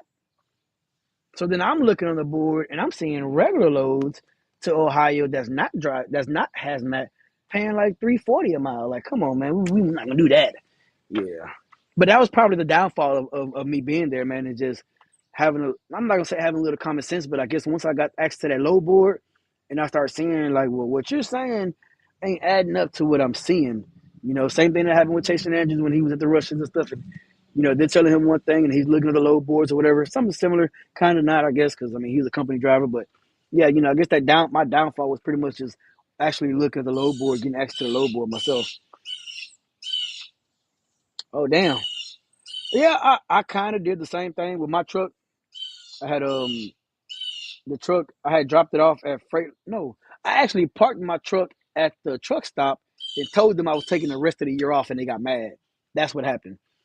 I parked my truck in December at the Petro here in Beaumont, and I said, "Hey man, the truck is having issues. I got stuff going on at home. I'm taking the rest of the year off." The dispatch that I had at that time, I didn't like him. He didn't like me, and he actually had really Rich call me, and I told him what was going on, and he wasn't trying to hear that shit. And he was like, "Okay, well, bring the truck back or something." And I said, "Well, I got stuff going on right now, so it's not gonna be like it's not gonna be now." I told him, I said, and the truck is constantly cutting off. Like when you crank it up, it'll drive for like maybe 4 or 5 miles and it'll cut off. You know what I'm saying? So like, it's not really safe to even be on the road right now. It needs to go to the dealership or whatever. And I knew what it was, but I wasn't as mechanically inclined now. No, I wasn't as mechanically inclined then like I am now. So it was that P&DB box. I had did my research on it. I knew about it. I watched videos on it, and I just was like, man, I didn't want to take that thing apart, and I messed something up. So he ended up calling. I think like 2 weeks had went by, and he called and said, man, so like, when you plan on bringing me my truck back? I said, well, man, the truck, it still needs to get fixed. And he was like, well, the truck is at Freightliner. I said, what? He goes, yeah, the truck is at Freightliner. So the mechanic flew down and drove it to Freightliner, which was at the next exit. They got it fixed and then they wanted it back. So I said, all right, man, well, give me a week. I'll go ahead and drive it back up there to you. So a week went by and I had texted him. I said, hey, man, I'm at Freightliner. I'm picking up the truck. I'm finna go ahead and drive it up to Chicago. And he said, no, don't drive it to Chicago. Leave it there. I'm going to send somebody to come pick it up. So I said, okay, well, I'm going to go ahead and hook up to the trailer and park it outside the gate. So if the driver happens to come after hours, you know what I'm saying, they can still get the truck. And I told them where I left the key at. Well, they end up putting truck abandonment on me, so that was that with them. So after that, I had never heard back from them. But yeah, and I told him, I told him I was going to bring it back, and he told me not to. So, and the funny thing is, people always say, oh, well, record that type of stuff, keep proof. And I remember I was at AFC already, and I was gonna leave AFC. I was having a rough like 2 or 3 weeks or something, but it was just them brokers, man. I'm fucking brokers. I couldn't stand them. But I was having a rough 2 or 3 weeks, so I had applied to like two different companies. I know one of them was Mergedeck, and I was actually gonna take my truck over to Mergedeck and another company. I don't remember what it was, but it was a lease company. And they hit me back and said, we can't hire you because you got a truck abandonment on you. And I said, who put a truck abandonment on me? And they said, VL. So I sent them the screenshot. I said, well, it's not technically a truck abandonment because I was finna bring the truck back and they told me not to. And it was like, yeah, well, we can't do nothing with that. You need to get that situated with them. So that was it. And I think that falls off after a few years because when these last companies have pulled my DAC and all that crap, it hasn't been on there. You know what I'm saying? Because they send you, your DAC report, your MVR and all that. I haven't seen that on there, so maybe it fell off already. But yeah, I mean, as of right now, all my stuff is clean. Only thing I have bad on my DAC would be Trans Am that said I'm not hireable. Now, Action probably gonna do the same shit. You know what I'm saying? Not eligible for rehire, quit under a load, whatever. I don't care, man. Fuck this company, man. This has been hell. Like I knew places like I've watched videos of other drivers being handled like badly, and that's what I get for thinking, oh, that'll never happen to me. Well, hey, it happened to me, and I got proof, you know. And it's funny because I remember years ago there was an older black lady that I don't even remember her name. She used to make YouTube videos, and she was at a company called Mylan out of Tennessee, and she had been in like they're constantly putting her in different trucks because the trucks keep breaking down. So her fourth truck in like a month is having issues. So they route her to the terminal. She comes to the terminal and They have police standing right there at the terminal waiting for her, and they're like, "We're terminating you. You have you need to get all your stuff and get off the premises." Now, I don't remember if they got her a rental or not, but I do remember them when she pulled up. She said the guy was standing outside with the police, and she had everything recorded, man. And the police were like, man, they were rude, man. I didn't like that either. When I saw that, they was pretty rude to her. They want you out of the truck. They want you off the premises. We're here to help them. Go ahead and grab your stuff and get out. That's pretty much how they was. This was years ago. I would assume that video was still up, man. But yeah, I've seen companies do some crazy shit to drivers, and I'm just like, man, well, I come to work, I do my job, and I go home, so I shouldn't have that issue. But yeah, these places don't give a fuck about you, man. You just like people say, you're just a number. Hey, they don't ask, hey, what's your name? What's your truck number? That's it. What's your truck number? So yeah, it is what it is. I remember I called my dispatch one day, and I don't remember what I was new. I know I was new. Now, mind you, out of our terminal, everybody has a basket on the wall with their name on it. And I've looked at everybody's name. Nobody has the same name as me. So I go up to, I remember I called him one day, hey, such and such who? I have a couple such and such on my board. And I wanted to hang up so bad, man. And it was just so irritating just to see, like, they play that shit when you on the phone. But when you in their face, it's, oh, hey, buddy, how you doing? And that shit annoys me, man. Because it's like, I'm the type of person I cannot drive when I'm angry, man, because I'm going to fuck up. My mind is not going to be right. So if anybody's wondering, well, you accepted a load to go to New Orleans? Yeah, I did. And then when they paid with my money, my mind was no longer right.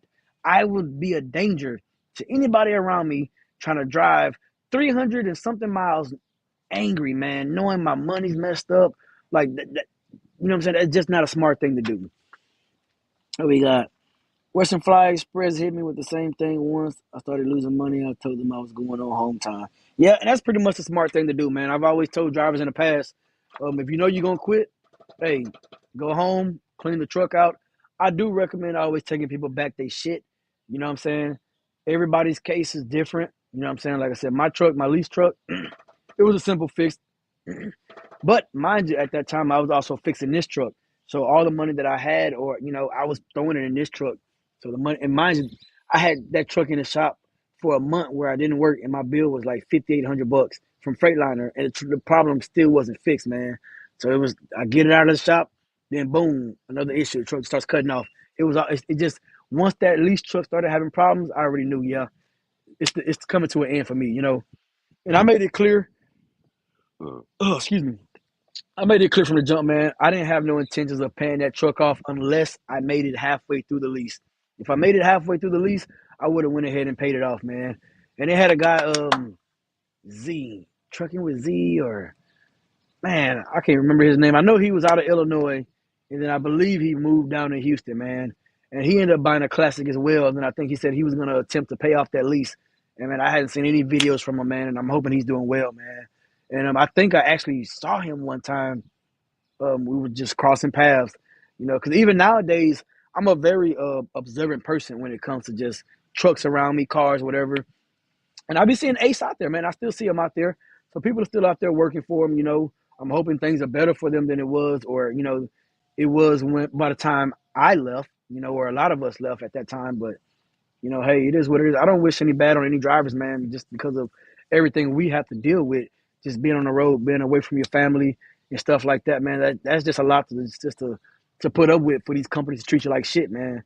And it was funny because I had my Benz parked at the terminal for 2 weeks straight because I was coming to bring the truck home, and eventually I was able to go and swap out the Benz with my dually, and the guy goes, "Hey man, you left?" I said, no. He goes, man, I thought you left because I remember seeing your Benz there. And the next thing I know, I seen another car parked there. So I was like, damn, they already replaced you already. Put somebody in your parking spot. And that's how these companies do, man. They'll replace you like this, man. You're working right now, but guess what? They got people in orientation getting ready to come on in. So as you're on your way out, they got people on their way out. They got people coming right in behind you. You know what I'm saying? And it is what it is, man. So Yeah, I'm. This is probably gonna be the one company, man, where I'm gonna keep bringing up. I'm gonna reference how bad it was, man, because I hadn't worked at too many companies besides Schneider. Schneider was the first trucking company I went to. I went to Trans Am for 3 weeks, then I went back to Schneider. You know, the only reason I went back to Schneider because they was gonna put me on a flatbed account. I think it was either Pods. I think I was gonna go on a Pods flatbed account, and then I said, all right, I'm gonna go ahead and come back. And when I got back on, they said that account is already full, and then I ended up going regional, and I was home every other weekend. So that had kind of messed with me. So then I left Snyder and went to drive for owner operator at R&DY hauling flatbed. While I was working for him, I bought this truck. I was there for 4 months. After being there for 4 months, um, I went ahead and went to VL. I was at VL from what 11 months. After VL, I went to AFC. After AFC, I was at Martin for over 2 years. After Martin, I did the Amazon for 2 weeks. Mind you, I will never put that Amazon company down as a company I work for. That company, you have to have your own everything, man. Your own IFTA, your own plates, your own insurance, your own ELD. You know what I'm saying? If the truck requires an ELD, they don't have an age restriction. So I mean, if you got a paper log truck, you can go run paper log. But I mean, you gotta, yeah, it wasn't worth it to me. At least out of Houston, the locations, I, hey, my guy making money out there, man. Um, Cologne family, or something like that on YouTube, man. He's making money. You know what I'm saying? I love watching his videos, man. He works on his own truck. I follow him on Instagram. You know what I'm saying? And man, he bought a Century Class, man, and him and his wife cleaned that motherfucking truck up, man. I was like, damn, let me take Big Daddy to you, man, and y'all can do the same thing. I'll pay you.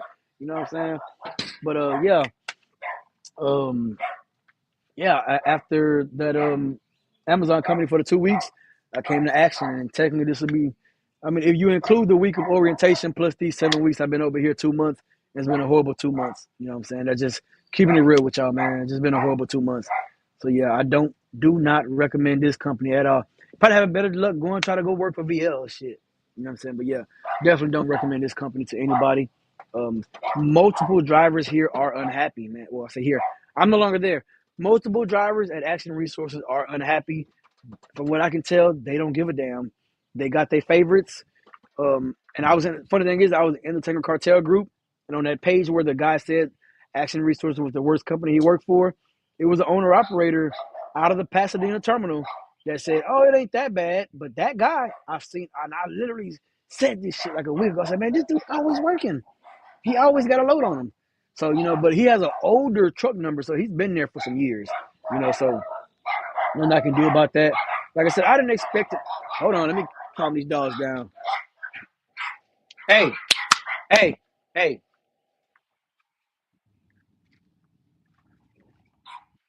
motherfucker.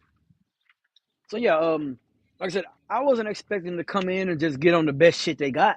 You know what I'm saying? But I was expecting to at least come in and be able to provide for my family, which is my whole thing. Provide for my family, maintain my truck, man. That's pretty much it. I'm cool with doing that. If I can provide for my family, if I can maintain my truck, I'm satisfied. You know what I'm saying? Everything else that come with it, hey, I deal with it. You know what I'm saying? I roll with the punches and shit. But as far as $900 paychecks, $1,300 paychecks, that's not worth it to me, man. It's just not. You know, I could probably do Uber maybe and make more money than that. Uber Lyft with a mixture of DoorDash and whatever else, you know what I'm saying, services, do that shit from fucking, 7 a.m. to 7 p.m. and be home for dinner and all that crap. That's what would probably be better than working for this company. And I'm just being real with y'all, man. I'm just trying to be honest with y'all. You know what I'm saying? I'm not sugarcoating anything about this company, man. It was horrible. Like I said, one good thing, the terminal parking lot is organized. You know what I'm saying? So you got a nice, even though the parking spot is real close, you know what I'm saying? It's like a fence link post of how you park. So like, for example, I'm gonna show you my fence. So if you see my fence, right? You see the silver post right here. The silver post. I'm hoping y'all can see. I can't see because of the sun glare. But the silver post right here, right in the middle of that post right there, it'll be your truck number. So this is all the space you have to park.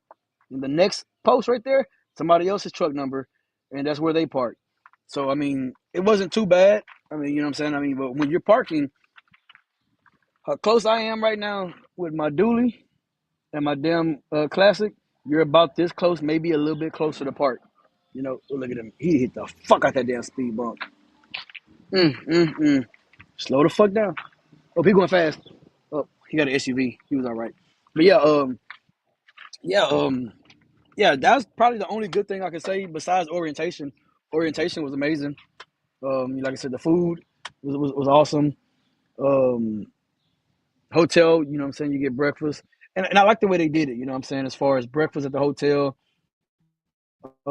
lunch, they actually, we first day we ate Chick-fil-A. Every other day we went somewhere. We even went to a bar. You couldn't drink beer or nothing, but we went to a bar one day. We went to Golden Corral twice, and I also just to Golden Corral the second time because I had food poisoning the first time we went, so I couldn't even eat any damn thing. And then, like I said, they give you the vouchers for dinner. I never used my vouchers, so I just went and bought like little McDonald's one night, Taco Bell, and Taco Bell what got me sick. Taco Bell one night I went and got some barbecue. The first night I went and got barbecue because they reimburse you for your food. So yeah, I went and splurged on that shit.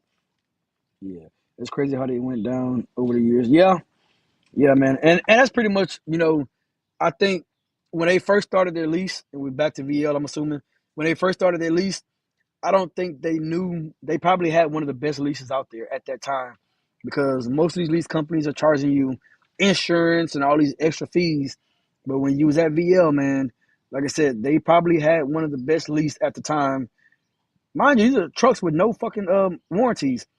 But just your your fixed costs were really low. So you're literally paying a truck note and your occupational accident insurance once a month. That's it. You know what I'm saying? And then the rates were pretty damn good. Some of the guys that had that, the stuff you ain't supposed to have, some of them had it, and they did pretty good. I didn't have it; it wasn't offered to me. If they would have offered it to me, I don't think I would have took it. And that's just because I was paranoid, man, just because of the amount of miles on that truck that I had. They did offer to give me. I don't know if we had PC or didn't, but I know they wanted me to PC somewhere, and I told them no, man. I don't have the time to do it, so we just gonna have to wait. You know what I'm saying? And yeah, that's pretty much how that went. But yeah, I don't know how we still holding strong at 30 people. I'm done talking, people. I'm just rambling now. Let me see. Once again, I'll put this damn shit down here. I don't even know if anybody been trying to get up. Oh shit, what did I do? Oh, hold on. I don't know what the fuck I'm doing. I'm sorry. Okay. I don't know if anybody's been trying to get in or what, because I don't even know. I don't remember what to look for. I got to get on here more with the StreamYard, man, like we used to. But like I said, I took a little break from YouTube, and then I started trying to just do like since I came over here, I'm like, well, instead of doing like a daily video, I would record little snippets daily, and then I would just post it up for a whole week's video. So that kind of, oh damn, my iPad at 14%. So yeah, when the iPad died, guys, I'm done. I'm done. But I had started doing little daily snippets, and that kind of made the video a little bit longer, because I tried to keep my videos at like 10 minutes, but doing the daily video snippets and stuff, they kind of went up to like 20 and 30 minutes and stuff. So that would just give you, you ain't got shit else to do. You driving down the road, you want to listen, because I'm not showing you anything for the most part. You just listen to the video, and keep trying to make sure this AirPod is in my ear so that y'all can hear me. Just try to make sure that y'all can just hear what I'm saying. But like I said, do not, do not, do not take your butt to Action Resources. Do not. That sign-on bonus, it ain't shit. You know what I'm saying? Because like I said, it's not a sign-on bonus. The the 2 weeks pay or starting to get paid your first run, you don't get paid your first run after 2 weeks. That's bullshit. You know what I'm saying? Like at the longer I'm trying to like make sense of what was going on, right? So it's like, damn, they bring you in starving you out. Just like that. They bring you in starving you out. We're grown people. Most of us have bills, children's, other responsibilities, and you're bringing me in with a $500 orientation pay. Like it's just like I'm not gonna lie to y'all, man. Money is not the same like it used to be, especially for somebody who's made some eight, nine, $10,000 paychecks. So $500 on is not it ain't a lot of money. Now if it's a breakdown, I'm like, oh shit, 500. Shit, can you do 350? You know what I'm saying? But as far as like the making the money, it's really not a lot of money, man. So I'm just like I said, I'm just keeping it real with y'all, man. Just trying to be honest with y'all. Um, it has not been good, at least at this company, you know. So, oh, my iPad down to 13%, people. So, whatever you got, man, go ahead and get it off your chest. Let it go. Say it now, or forever hold your peace. I need to get a Jake break video for y'all, man. Oh my god, the Jakes on this motherfucking truck sound so amazing, man. This shit'll make you squirt. Trying to tell you, man, it make you moist in the draws. That's how good this motherfucking truck sound, man. Everything's nice and tight on the damn truck, man. From what I can tell, you know, like little small mishaps here and there, but luckily I got a little bit of common sense, just a little bit, you know. So I try to fix what I can. One thing I do got to fix is my passenger door. Um, I got to fix that shit, but that's a minor fix, and I know what I need to do to fix that. And yeah, man, I'm just ready to go ahead and go to orientation, man. I'm ready to get behind a skateboard, and my brother said they used to call it. He used to call it damn, I forgot what he said. He used to call it. They didn't used to call flatbed a skateboard back in the day. He used to call it something else. But my brother's a flatbedder to heart, man. He's been doing flatbed his whole life. I don't think he did containers for 2 years. Excuse me, but most of his life he's been doing flatbed. My brother also did start out at Snyder in 2002. I believe he started out at Snyder, and he started in a flatbed glass division, which is ironic because when I started doing hot shot, I was hauling glass and frames on hot shot, and I did that for over 3 years. So you know, it's kind of like yeah. Nah, ain't no pause on that one, my guy. I meant what I said. I meant what I said. But yeah, man, my brother loves flatbed, man. He's true to it. You know, he wants to get out there and sling, and he'll motherfucker throw a tarp in a heartbeat and all that shit. I don't want a tarp, man. Like I said, I'm not that into flatbed, but I am planning to keep tarps on my truck. And the only reason I say that, at first I was like, I mean, Red Top was like, man, get you some tarps, man. And I'm like, oh, I guess I'll probably get some tarps. But then I seen a fucking tarp load that they had. And if I tell you that motherfucker paid $8 a mile, $8 a mile for a tarp, you know what? I think I'm gonna put some tarps on the truck. You know, just to make sure, you know, I don't miss out on shit like that. So man, shout out to Red Top for saying that because I thought about it, but I'm like, it can't be that bad. But I mean, it makes sense, man. I don't want to miss out on big money loads because I don't want to tarp. But I mean, shit, if you paying like that, you want how many? You said 8 foot. What I'm gonna need? I don't know, but I got them. I got them right here. I'm gonna go ahead and get it done, man. So I will be coming with, and here's what y'all gotta understand about when I start showing the flatbed. My securement videos are not gonna be like this is how you do it. I'm gonna show you how I did it, and if I did it wrong, let me know. But one thing I do, I said do.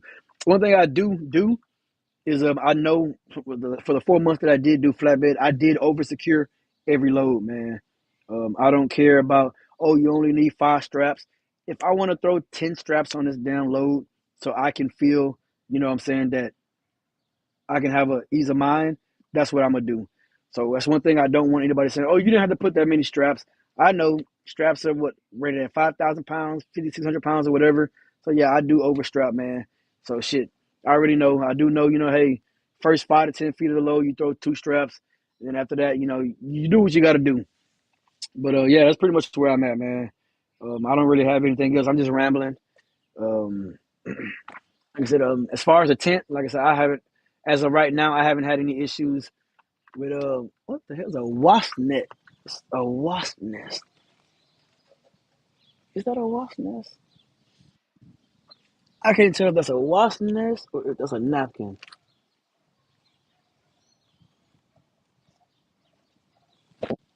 Somebody might have put a napkin in that fucking hole on that damn truck. It looks like a wasp nest now, but it could be a napkin. But yeah, I'm just rambling, people. I'm done. I ain't really got nothing else to talk about. I'm hungry. I need to go inside and get me something to eat. I got the driver door low battery. We're not gonna do low power mode. I got most of the passenger door off. So I'm gonna do the passenger door, driver door, and then I'm gonna go and get the DOT numbers and stuff off. But I'm probably gonna stop once this video ends. I'm gonna go get me something to eat. Then I'm gonna go run to the decal place, see if we can get them decals done today, hopefully. Because I don't think they'll let me leave from orientation without the stuff on the truck. But yeah, man, this truck is ready to go, man. Like I said, I've been doing a lot of small things to this truck, man. I probably got maybe 1,000 pictures of just this truck, man, just over the years. Excuse me. I can't even say over the years. Over ever since I got the stacks on the truck, I probably done took about 1,000 pictures of this truck. Every load that I've done at Action, man, I've got pictures of whatever I've hauled behind me, whether it's the ISO. I did not take a picture of the container. That's the only one I didn't take a picture of. And I did that container run last week. That's the only run I did last week. It was one run that paid $550. That's it. What are you saying? Peace, my brother. Hey, good luck to you, my guy. If you're a driver, be safe. But yeah, that's probably the only one I didn't take a picture of. But yeah, man, it's been shitty over here, man. So I had to let it be known it's the worst company I ever worked for. Um, like I said, I was told I can go back to Martin, but after I sat and just analyzed how things went, um, I want to say I wasn't really welcome there. But I stayed because of the money, and I thought about going back just for the money, but it's gonna be the same shit. If I step out without a hard hat on, somebody gonna snitch. If I step out with my headset on, somebody gonna snitch, and it's just gonna be the same thing over and over. Because a lot of times what drivers do is put the PPE in that side box. So you get out of the truck like this, and you go walk to the side box to get your shit. So what I would do, I would just walk up with my PPE. It would just never be on, and I've never had an issue with any operator, any managers, or anything. What I'm saying, having an issue with that. Because mind you, you're sitting under a platform, so never had an issue. But this particular driver, he just wanted to keep calling in on me. Hey man, this guy don't have his PPE on, man. He's like he's trying to kill himself or whatever. So yeah, I don't got time for that shit, man. So at least moving forward, I'm going to a company where there are no company drivers. No company drivers. Well, if there are company drivers, they're working for owner operator. That's pretty much where I'm at. I'm just learning from the mistakes that I've made or I've been making. Thought I was doing pretty good. Mind you, I had a 10-year plan at Martin, man. I thought I was gonna be there at least a good 10 years, and I was gonna retire, and I was gonna work like maybe once, twice a month. That's what the plan was to be. In the 10 years, I was gonna pay off everything, build a nest egg, get my kids situated with first cars and stuff like that, and then yeah, just sit back and relax, man, and enjoy just the shit that I've done over the years to be able to live comfortable. But hey, we on changing it up now, and yeah, we'll just see what happens as time progresses. So it's about to be 11 o'clock in the morning, my time, Central Time. I've been almost 3 hours. Yeah, I'm up out of here, people. I appreciate y'all for stopping by. Anybody that commented, I appreciate you. If you're just watching in the background, I appreciate you for sitting back watching. Um, like I said, I'm being transparent with y'all, being honest. I'm not hiding anything about this company or just what's been going on. If things are going good, I'm gonna tell you things are going good. If it's being shitty, I'm gonna tell you things are being shitty, man. That's pretty much it. I'm not gonna fake and funk for the video or for views. That's pretty much where I'm at. Um, as far as my truck, man, I love this motherfucking truck, man. I would, if everybody could just drive a classic, man, and experience this, hey, it's probably an experience for you. But yeah, I'm up out of here. I'm pretty much done with it. I appreciate you for watching the video. Anybody that commented, if you could like, what I'm saying, if you haven't liked the video already, if you can like it, I would appreciate that. Like I said, when I dropped that video, man, of that the recording from the terminal manager, the dispatchers, and the planners, I would appreciate at the time. When the time comes, please share it out. You know what I'm saying? I'm, I don't like to ask for anything. I don't ask for money. All I ask is for your time to watch my video. And at that time, I'm asking ahead. When that video drops, please just share it out. That's all I'm asking, man. So yeah, I'm gonna go ahead and end it here. Anybody that's just coming in, I was at Action Resources, 7 to 8 long, horrible weeks being there. My last paycheck was short $3,300. They're claiming it was only short $1,900. They did not make it right. So hey, I left. I turned in everything. ELD, Samsara was ELD tablet, permit book, fuel card. I turned everything else in. I turned everything in, and I left. That's pretty much it. Like I said, it wasn't a pleasant goodbye, but I did record it. So at the time when I upload the video, you can criticize me, criticize terminal manager, do it how you want. But like I said, it will be raw. It will not be edited. I do not edit my videos. Um, One word I will tell y'all to try to remember is inconvenience. That's the word I kept getting hung up on. I kept trying to figure out why I had to be inconvenienced on the company's mistakes, and it was pretty much you're inconvenienced. Take it or leave it. That's pretty much how his reaction was. You know what I'm saying? Either take it or leave it. That's pretty much how it was. And I said the way he was talking, yeah, I should have whooped his motherfucking ass. To be honest, that's how I felt. But that's just me, man. Maybe I'm a little more emotional, I guess. So anyways, man, I'm getting up out of here. Um, Once again, man, please like the video on your way out when you leave, if you don't mind. That when I do drop that video, it might be 2 weeks from now. It could be 2 months from now. I'll let y'all know when it's coming out. Please do me a favor and share it out. Facebook groups, family, friends. No, it has to be. If they're not in trucking, you ain't got to send it to them. You know what I'm saying? But if they truck drivers, man, send that shit to them. Yo, man, check this shit out. Mike went through this with this company. He even recorded their ass.